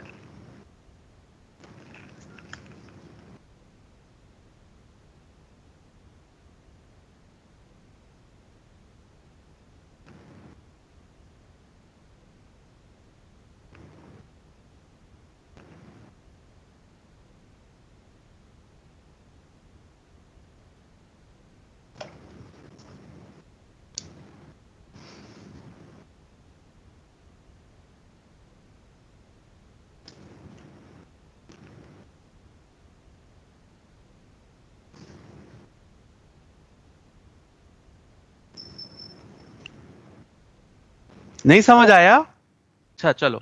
Not expected to sir first होगा। पहले चीज ये देखो, पहली चीज ये देखो किसमें अनपेयर्ड नहीं है। पहला सारा काम छोड़ो। अब इसमें आपको देखो एक क्वेश्चन आपको पूरा बीबीटी भी पता कर लेगा। ये पूरी बीबीटी अगर नहीं आता होगा तो आप ये क्वेश्चन नहीं कर सकते। चलो मैं करके बताता हूं। फर्स्ट देखूं, निकल पे +2 आएगा। अब तो आई थिंक ये समझ गए होंगे। 3d8 4s2 2 इलेक्ट्रॉन लॉस, यही ना? 2 इलेक्ट्रॉन लॉस। लिगेंड 8 है, बट पेयरिंग हो जाएगी कि नहीं हो जाएगी? हो जाएगी सर। क्योंकि लिगेंड स्ट्रांग है, यहां से स्ट्रॉन्ग साइनाइड है, अपना यस सर। देना शुरू कर देगा। चलो ये एक बात हो गई। क्रोमियम में बता दो मुझे अनपेयर्ड आएगा कि नहीं आएगा? आएगा सर। कितने इलेक्ट्रॉन लॉस करूं? 3। सर अब ये बताओ अमोनिया स्ट्रांग यस लिगेंड है, पेयरिंग करेगा कि नहीं करेगा? नहीं करेगा। करेगा। नहीं करेगा। नहीं करेगा। ये कॉन्सेप्ट मैंने सबसे कॉपी में ऊपर। लिखवाया हुआ है। हाँ यस सर। मैंने कहा था अगर कोऑर्डिनेशन नंबर 6 है और उसको D2sp3 दो ऑर्बिटल अगर खाली है तो वो पेयरिंग नहीं करवाएगा। और अगर आप पेयरिंग करवा भी देते हो तो स्टिल 1 अनपेयर्ड रह जाएगा ईजी में। ये तीनों ईजी होगा ना? ये तो T2z होगा। तो पहले बताओ ये कलर शो कर सकता है कि नहीं? ये अपने हायर में जा सकता कर था? सकता है। Yes sir. ये इलेक्ट्रॉन यहां तो जा ही सकता था ना भाई। अब जरा आयरन पे आओ। Fe+2, Fe+2 का मतलब 3d6 4s2, तो 2 तो लॉस, पेयरिंग होनी नहीं है। पेयरिंग अगर नहीं होनी है तो क्या इलेक्ट्रॉन जंप कर सकता है इसमें लोअर से हायर? No sir. कर सकता है बेटे, क्यों नहीं कर सकता? यस कर सर सकता है। करेगा। क्योंकि फुली फिल्ड थोड़ी ना है ये, यस सर कर तो सकते हैं। ये जा सकता है बेटे फुली फिल्ड के लिए, कोई दिक्कत नहीं है। निकल +2, nickel +2, no sir. 3d8 sir first होगा।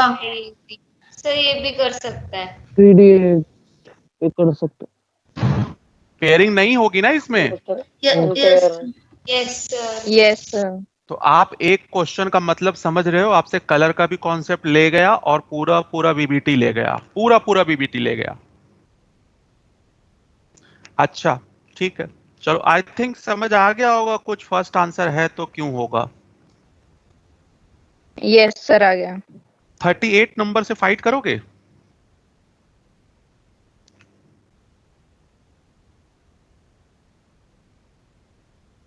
कोशिश करो।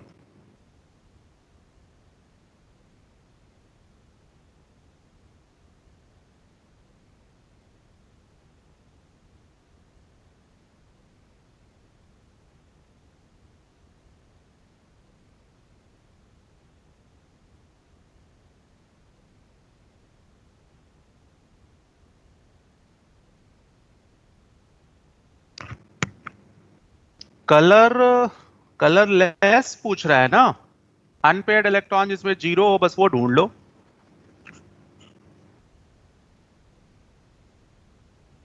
टाइटेनियम पे पहले ऑक्सीडेशन नंबर मुझे बताओ कितना आएगा। +4। तो +4, 3d2 4s2, ये तो 0 हो गया ना बेटे। एक तो यस सर। सेकंड तो मैंने आपको बताया, उसने वाटर तो है ही नहीं कहीं, और वैसे भी ऑक्सीडेशन नंबर +1 है बेटे, तो इसमें तो 3d10 4s1 होता है, तो 1 तो लॉस कर दो, तो 3d10 फुली फिल्ड नहीं आ गया। सर वही तो सेकेंड ऑप्शन। किसी और में अगर आपको लग रहा है कि हाँ कलरलेस होना चाहिए तो वो मैं बताऊं। सर Cu2Cl2 का समझा दो।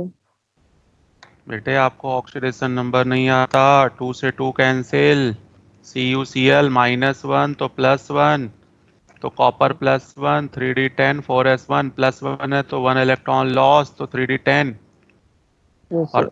3d10 का मतलब फुल्ली फिल्ड हो गया ना बच्चे, हाँ जी सर। बस कलरलेस हो गया। आया क्या? Yes sir.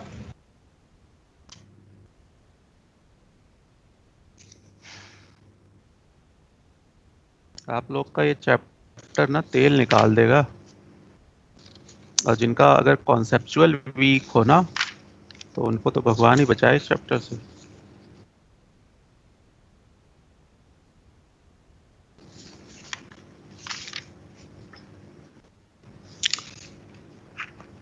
थर्टी 39 पेज पे आओगे, क्वेश्चन नंबर 46।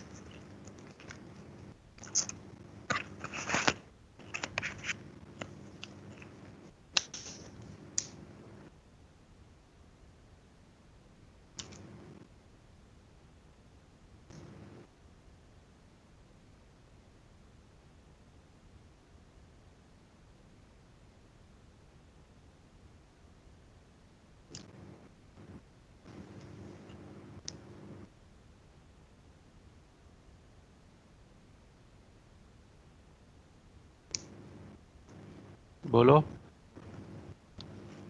Fourth option. पहले तो पहला ऑप्शन चेक करो, पहला ऑप्शन अभी हमने किया, क्या कलर्ड होता है titanium. Yes sir. Yes sir silicon correct इसलिए है। कलरलेस हो जाएगा बेटे, क्योंकि इस पे लास्ट में तो ऑक्सीडेशन मतलब इलेक्ट्रॉन ही नहीं है। सिलिकॉन +4 है ना, तो 2 8 4 होता था, तो 4 तो ये लॉस कर गया, ये फुली फिल्ड हो गया, तो D transition is not possible, क्योंकि डी ऑर्बिटल में तो इलेक्ट्रॉन ही नहीं है, तो कहाँ से पॉसिबल होगा। यस तो सर। ये नियॉन रह गया ना, ये तो नियॉन हो गया, नियॉन में तो डी ऑर्बिटल में होता ही कुछ नहीं है, तो ये हो जाएगा। अच्छा, मैं आपको ले चलता हूं डी ब्लॉक में।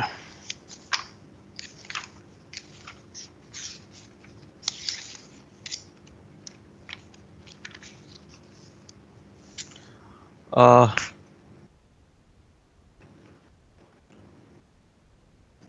छोड़ो, डी ब्लॉक में लेके आया हूँ तो क्वेश्चन देखूंगा। कुछ क्वेश्चन इसमें भी मिल जाएंगे। Page number 66, D block, next chapter, D block, page number 66, question number 12।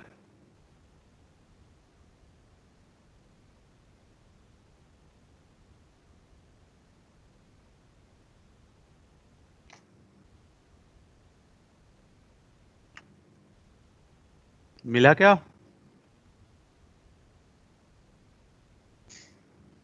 कौन सा question sir? Question number 12, first option. First option. First. Good.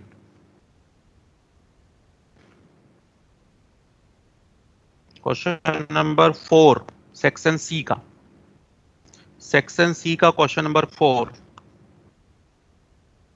DD transition, किसमें डीडी ट्रांजिशन है जिसका ऑक्सीडेशन नंबर मैक्सिमम ना हो? बस ये चेक करो, क्योंकि जिसमें ऑक्सीडेशन नंबर मैक्सिमम हो जाता है उसमें चार्ज ट्रांसफर हो जाता है, इलेक्ट्रॉन ट्रांसफर नहीं, मतलब डीडी ट्रांजिशन नहीं। थर्ड। देखो नीट में ऐसे ऐसे क्वेश्चन आए तो कितना बढ़िया है ना? बिल्कुल दर्द नहीं होगा अगर गलत भी करोगे तो। सर एक बार बताना दोबारा ये वाला क्वेश्चन। बेटे मैं उसमें क्या बताऊं?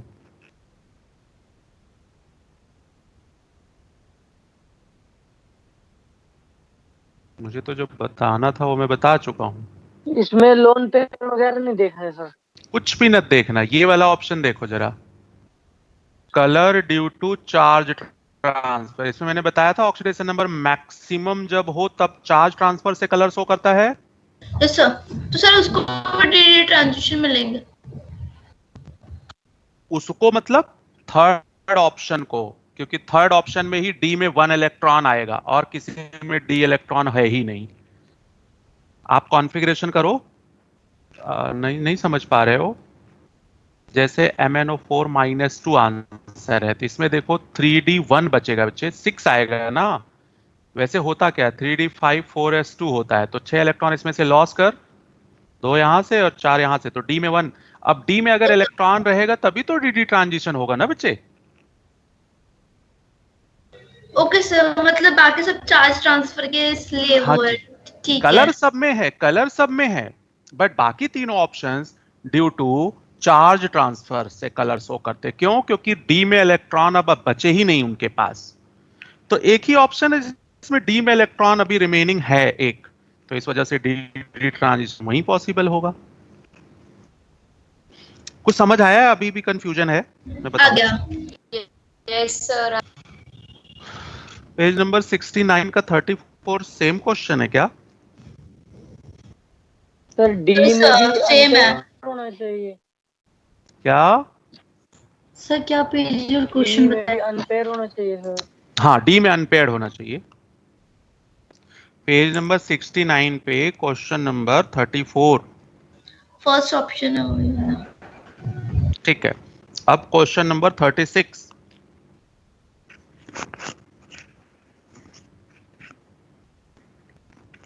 First option. First option. हाँ, फर्स्ट। स्कैंडियम +3 में डी में कोई इलेक्ट्रॉन ही नहीं बचेगा, बाकी सब में देखो अनपेड इलेक्ट्रॉन आएंगे, चेक करो। सर आएगा। Yes sir.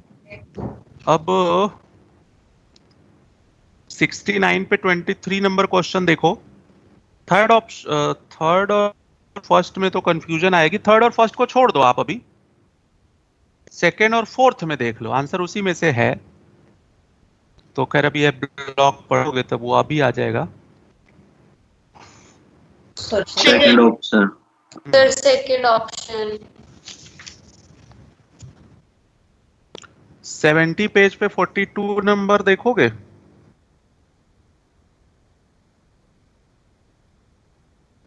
Second. Second. Second. 47 से मुक्कालात करोगे?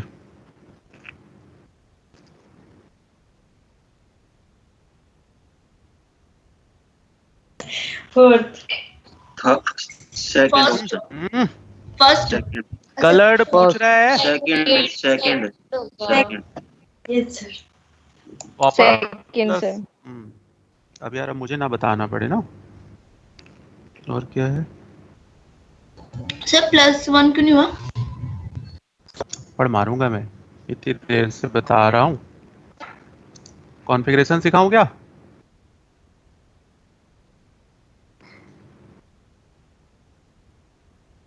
कॉपर +1 अभी यहाँ पे बताया था ना। कॉपर +1 में 3d10 होता है बेटे। Yes sir. फास्ट करो। तो 3d10 में कैसे होगा बेटे? फुली फिल्ड हो गया ना। D0 okay sir. D10 उसमें कलर नहीं होता बेटे कभी भी। अच्छा, आई थिंक अब समझ गए होगे आप लोग।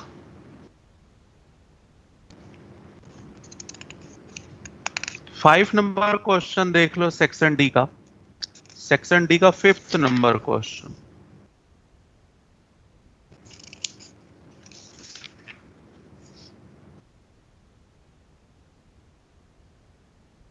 Sir second. चार्ज ट्रांसफर होगा फ्रॉम लिगेंड टू मेटल। क्यों? क्योंकि ऑक्सीडेशन नंबर अपने मैक्सिमम पे है। चेक कर लो। Yes sir. Yes sir. अब 73 पे 43 नंबर देखोगे। 73 पे 43।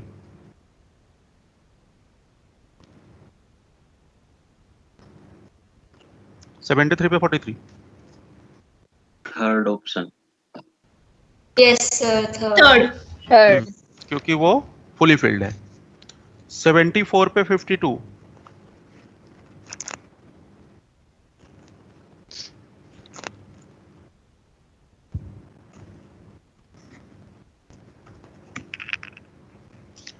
थर्ड। थर्ड।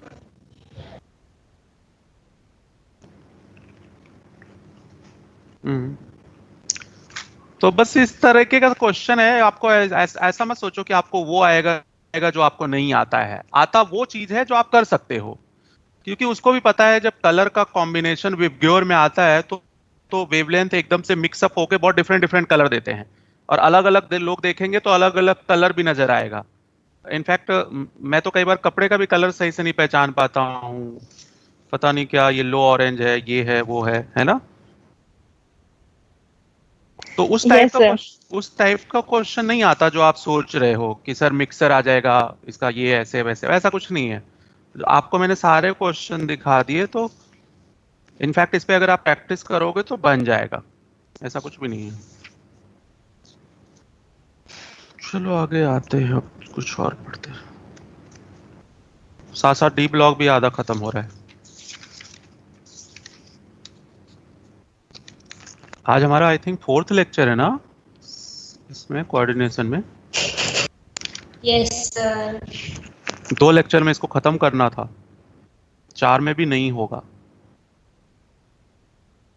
सोचो हम कितना स्लो। खत्म नहीं होगा सर, अभी और बच्चा है। मुश्किल है बेटे। सर अभी और पढ़ना है इस चैप्टर में। जी सर अभी और पढ़ना है इस चैप्टर में। हाँ तेरी कसम बहुत अभी पढ़ना तो बहुत बच्चा है। मेटल कार्बोनल्स बचे, कोऑर्डिनेशन स्टेबिलिटी बचा हुआ है। हालांकि मेनली हो गया है, लेकिन आई थिंक आज फाइनल टच नहीं दे मिलेगा। बट ऑलमोस्ट हो ही जाएगा। सब कुछ भी नहीं है। बट हाँ ये चैप्टर अच्छा कर लो। इनऑर्गेनिक में ये चैप्टर बॉन्डिंग, पीरियोडिक टेबल और रेडॉक्स, 4 चैप्टर आप अच्छा अगर कर गए तो समझ लो पी ब्लॉक अपने आप आ जाएगा आपको।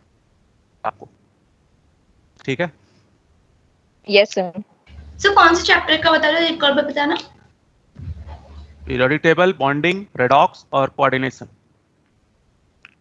मतलब मुश्किल वाले जितने चैप्टर है। इनऑर्गेनिक के लगभग लगा लो 10 क्वेश्चन तो इन्हीं 4 चैप्टरों से ही आ जाएंगे। अब आए ऑर्गेनोमेटेलिक पे आए। Yes sir.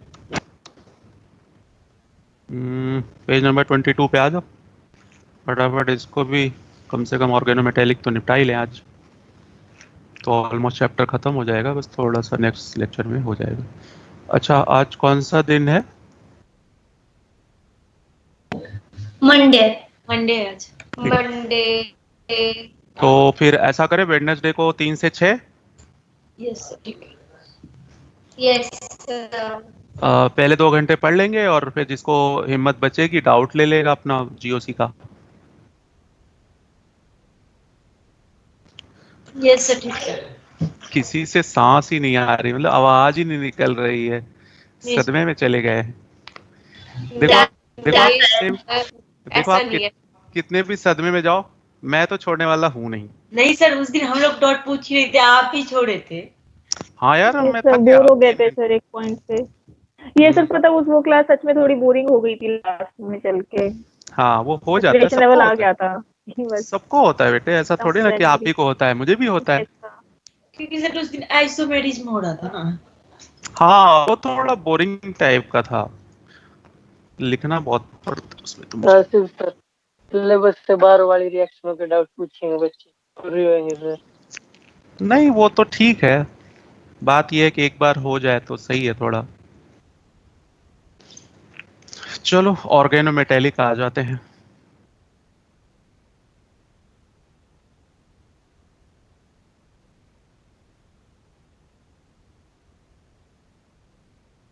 इसमें तो सिंपल है, आर अटैच हो मेटल से, मतलब कार्बन अटैच हो। ऑर्गेनोमेटेलिक, ऑर्गेनो का मतलब कार्बन और मेटेलिक का मतलब तो मेटल ही होता है।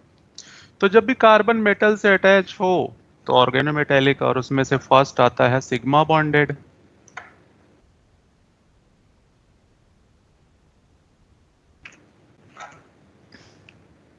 तो ग्रिग्नार्ड, खैर बड़े जमाना हो गया आपको अब तो। ग्रिग्नार्ड ग्रिग्नार्ड ऑर्गेनिक में आप पढ़े हो, देखो बहुत इंपॉर्टेंट है ये, कुछ भी कर जाता है बेचारा, किसी से भी रिएक्ट कर जाता है ये। तो ये कार्बन अटैच है मेटल से, तो सिग्मा बॉन्ड है ना ये, तो ये सिग्मा बॉन्डेड हो गया। मिथाइल लिथियम, ये भी सिग्मा बॉन्डेड हो गया। टेट्राइथाइल लेड, तो इसमें भी कार्बन अटैच है मेटल के साथ।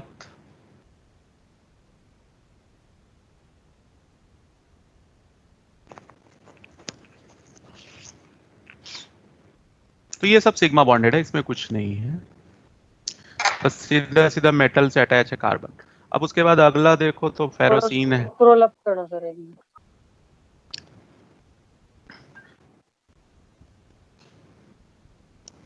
Organometallic means metal attach with carbon.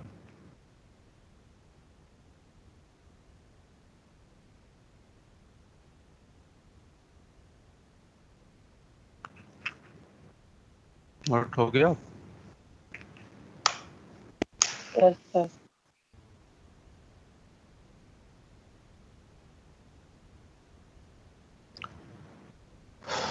Pi bonded, समझने वाली चीजें वहीं बहुत ज्यादा थी। अब उस पे आप देखो, आपको हर टॉपिक इंपॉर्टेंट है, नॉमेनक्लेचर, आइसोमर, वीबीटी, सीएफटी, चारों टॉपिक में आप ये नहीं कह सकते कि ये छोड़ दूं या ये कर दूं।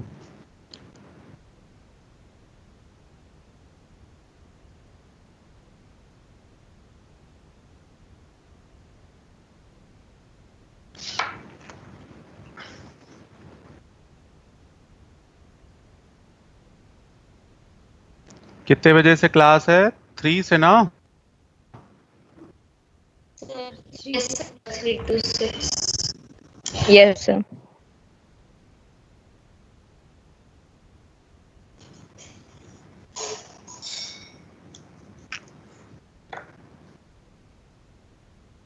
तो ये जो पाई बॉन्ड है, ये पाई बॉन्ड भी जो है कोऑर्डिनेट बॉन्ड बना रहा है, तो इसलिए पाई बॉन्डेड हो गया ऑर्गेनोमेटेलिक।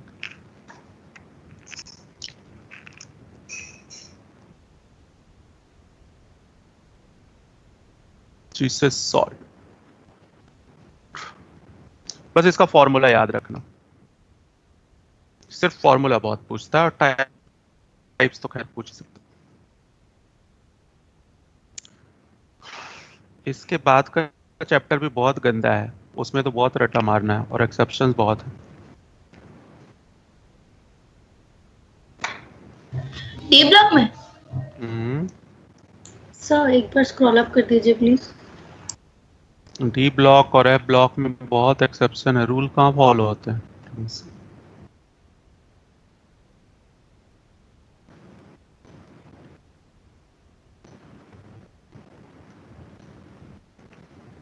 Thank you sir.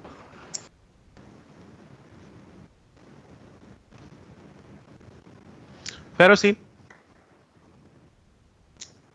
एक क्वेश्चन तो फॉर्मूला इंपॉर्टेंट है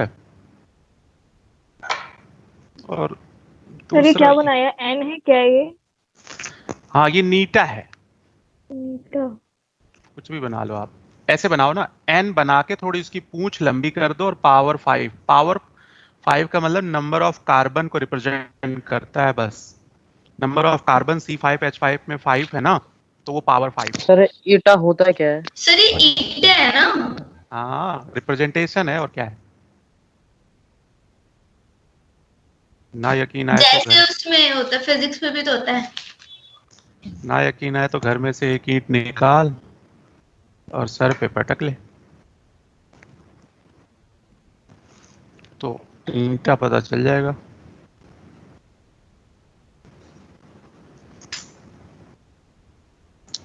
ऑर्गेनिक याद है, भूल भाल गए सब।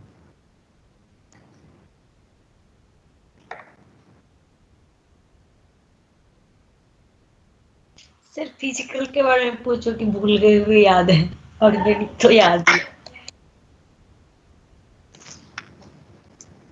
एग्जाम आना था सर, कभी हम फिजिकल भी पढ़ा करते थे। यस सर, अभी कितने दिन तक ये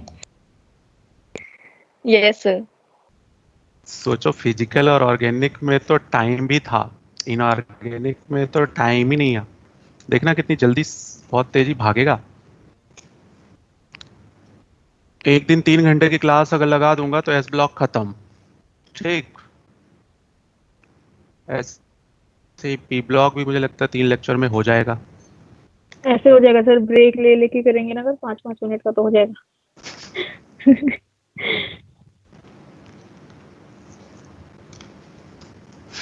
ये सिलेबस नहीं समंदर है।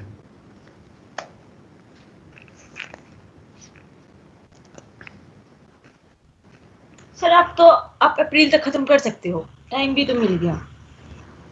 हाँ लेकिन क्यों खत्म करना है? मैं खत्म कर दूंगा, फिर उसके बाद आप रिवीजन करो। नहीं सर, आप मार्च में ही करो सर प्लीज। करवा दो, फिर हम आराम से रिवीजन कर लेंगे सारा। सर नहीं, अप्रैल में रहेगा, सही रहेगा। नहीं लेकिन आकाश में जो लोग पढ़े हैं उनको पता है।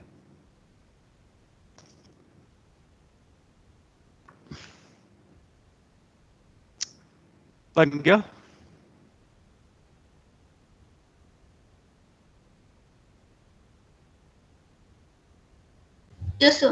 जब आप ब्रांड में पढ़ते हो ना बेटे, तो एक चीज होता है कि हर चीज आपको थोड़ा प्लस माइनस लेकिन टाइम से मिल जाएगा। जब आप नॉन ब्रांडेड में पढ़ते हो तो आप देखना कभी भी सिलेबस जल्दी खत्म नहीं होता, बस चलता ही जाता है, चलता जाता है।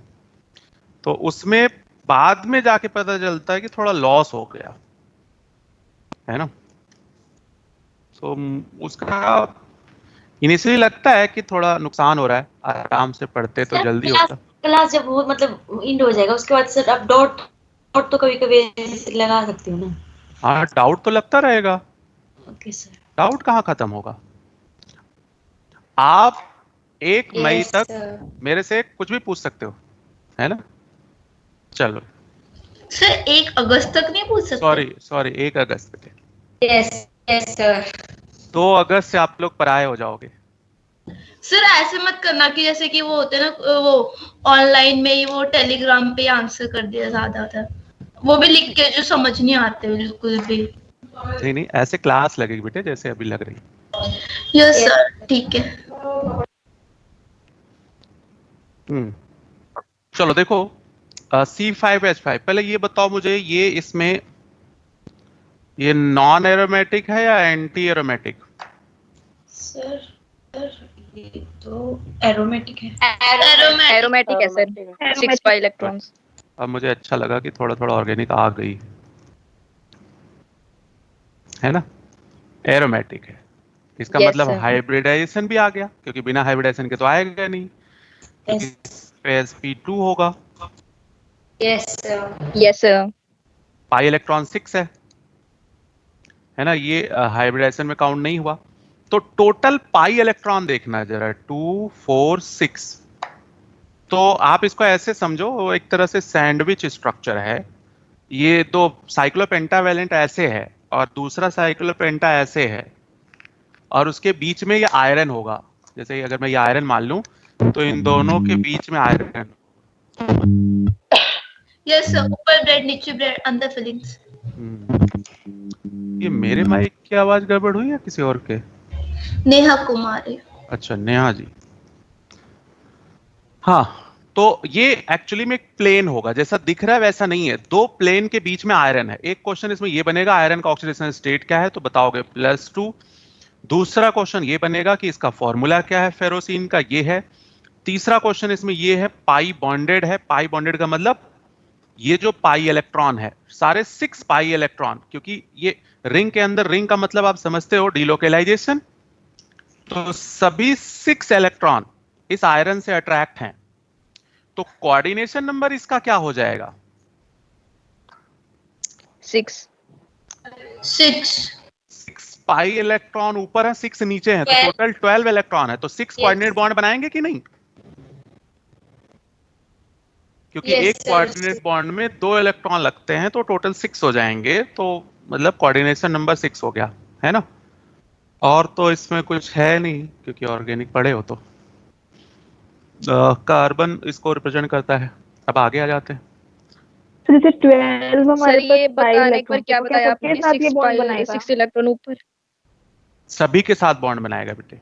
एक्चुअली में इस सर रिंग के ये 6 कैसे आया, एक बार बताना सर। ऊपर नीचे इलेक्ट्रॉन्स क्या बता रहे थे आप? 2 4 और ये 6, टोटल पाई इलेक्ट्रॉन आपने कितने लिखे हैं यहां? 6। तो वो सारे पाई इलेक्ट्रॉन इसके साथ बॉन्ड बनेंगे ना आयरन के साथ। ये भी बनाएगा, ये भी बनाएगा, ये भी बनाएगा। वो तीनों कोऑर्डिनेट बॉन्ड बनाएंगे ना, क्योंकि पाई बॉन्डेड आप पढ़ रहे हो ना, फेरोसिन पाई बॉन्डेड है ना। सर 3 ऊपर से 3 नीचे से ऐसे। हाँ जी बेटे, 3 ऊपर से 3 ठीक है, नीचे से। ठीक है। Yes sir. क्योंकि एक कोऑर्डिनेट बॉन्ड बनाने में 2 इलेक्ट्रॉन इन्वॉल्व होंगे ना। हाँ सर, आ गया समझ। इस तरीके से। ऐसे ही क्रोमियम वाला यहाँ दिया, हाँ दे दिया है, ठीक।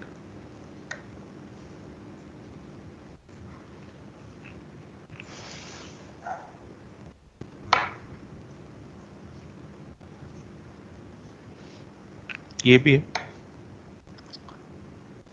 नीटा टू द पावर 6c6s6।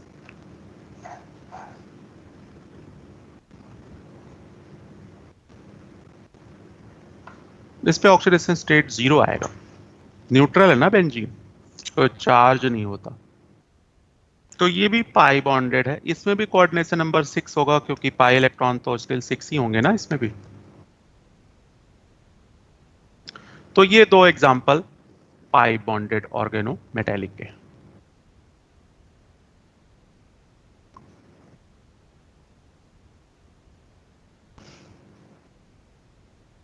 आगे चले।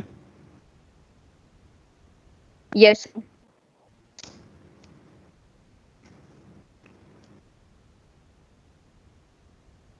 सर इसका नेम क्या था क्रोमियम वाले का?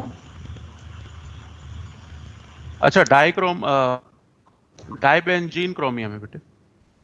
डाइबेंजीन जैसा सब कुछ दिख रहा है वैसे ही लिख दो बस। 2 बेंजीन है और 1 क्रोमियम। सिग्मा पाई, ये इंपॉर्टेंट है।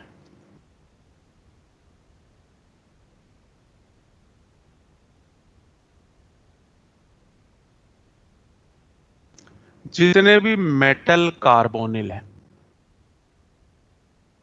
ना, उन सब में ये होगा।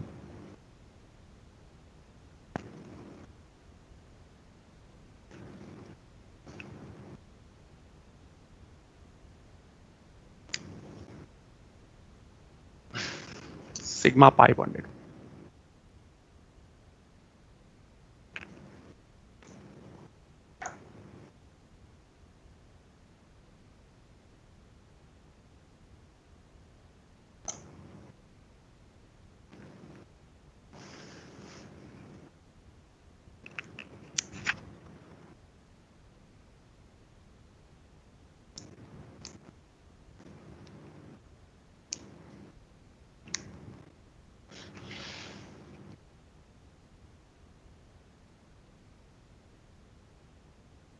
चले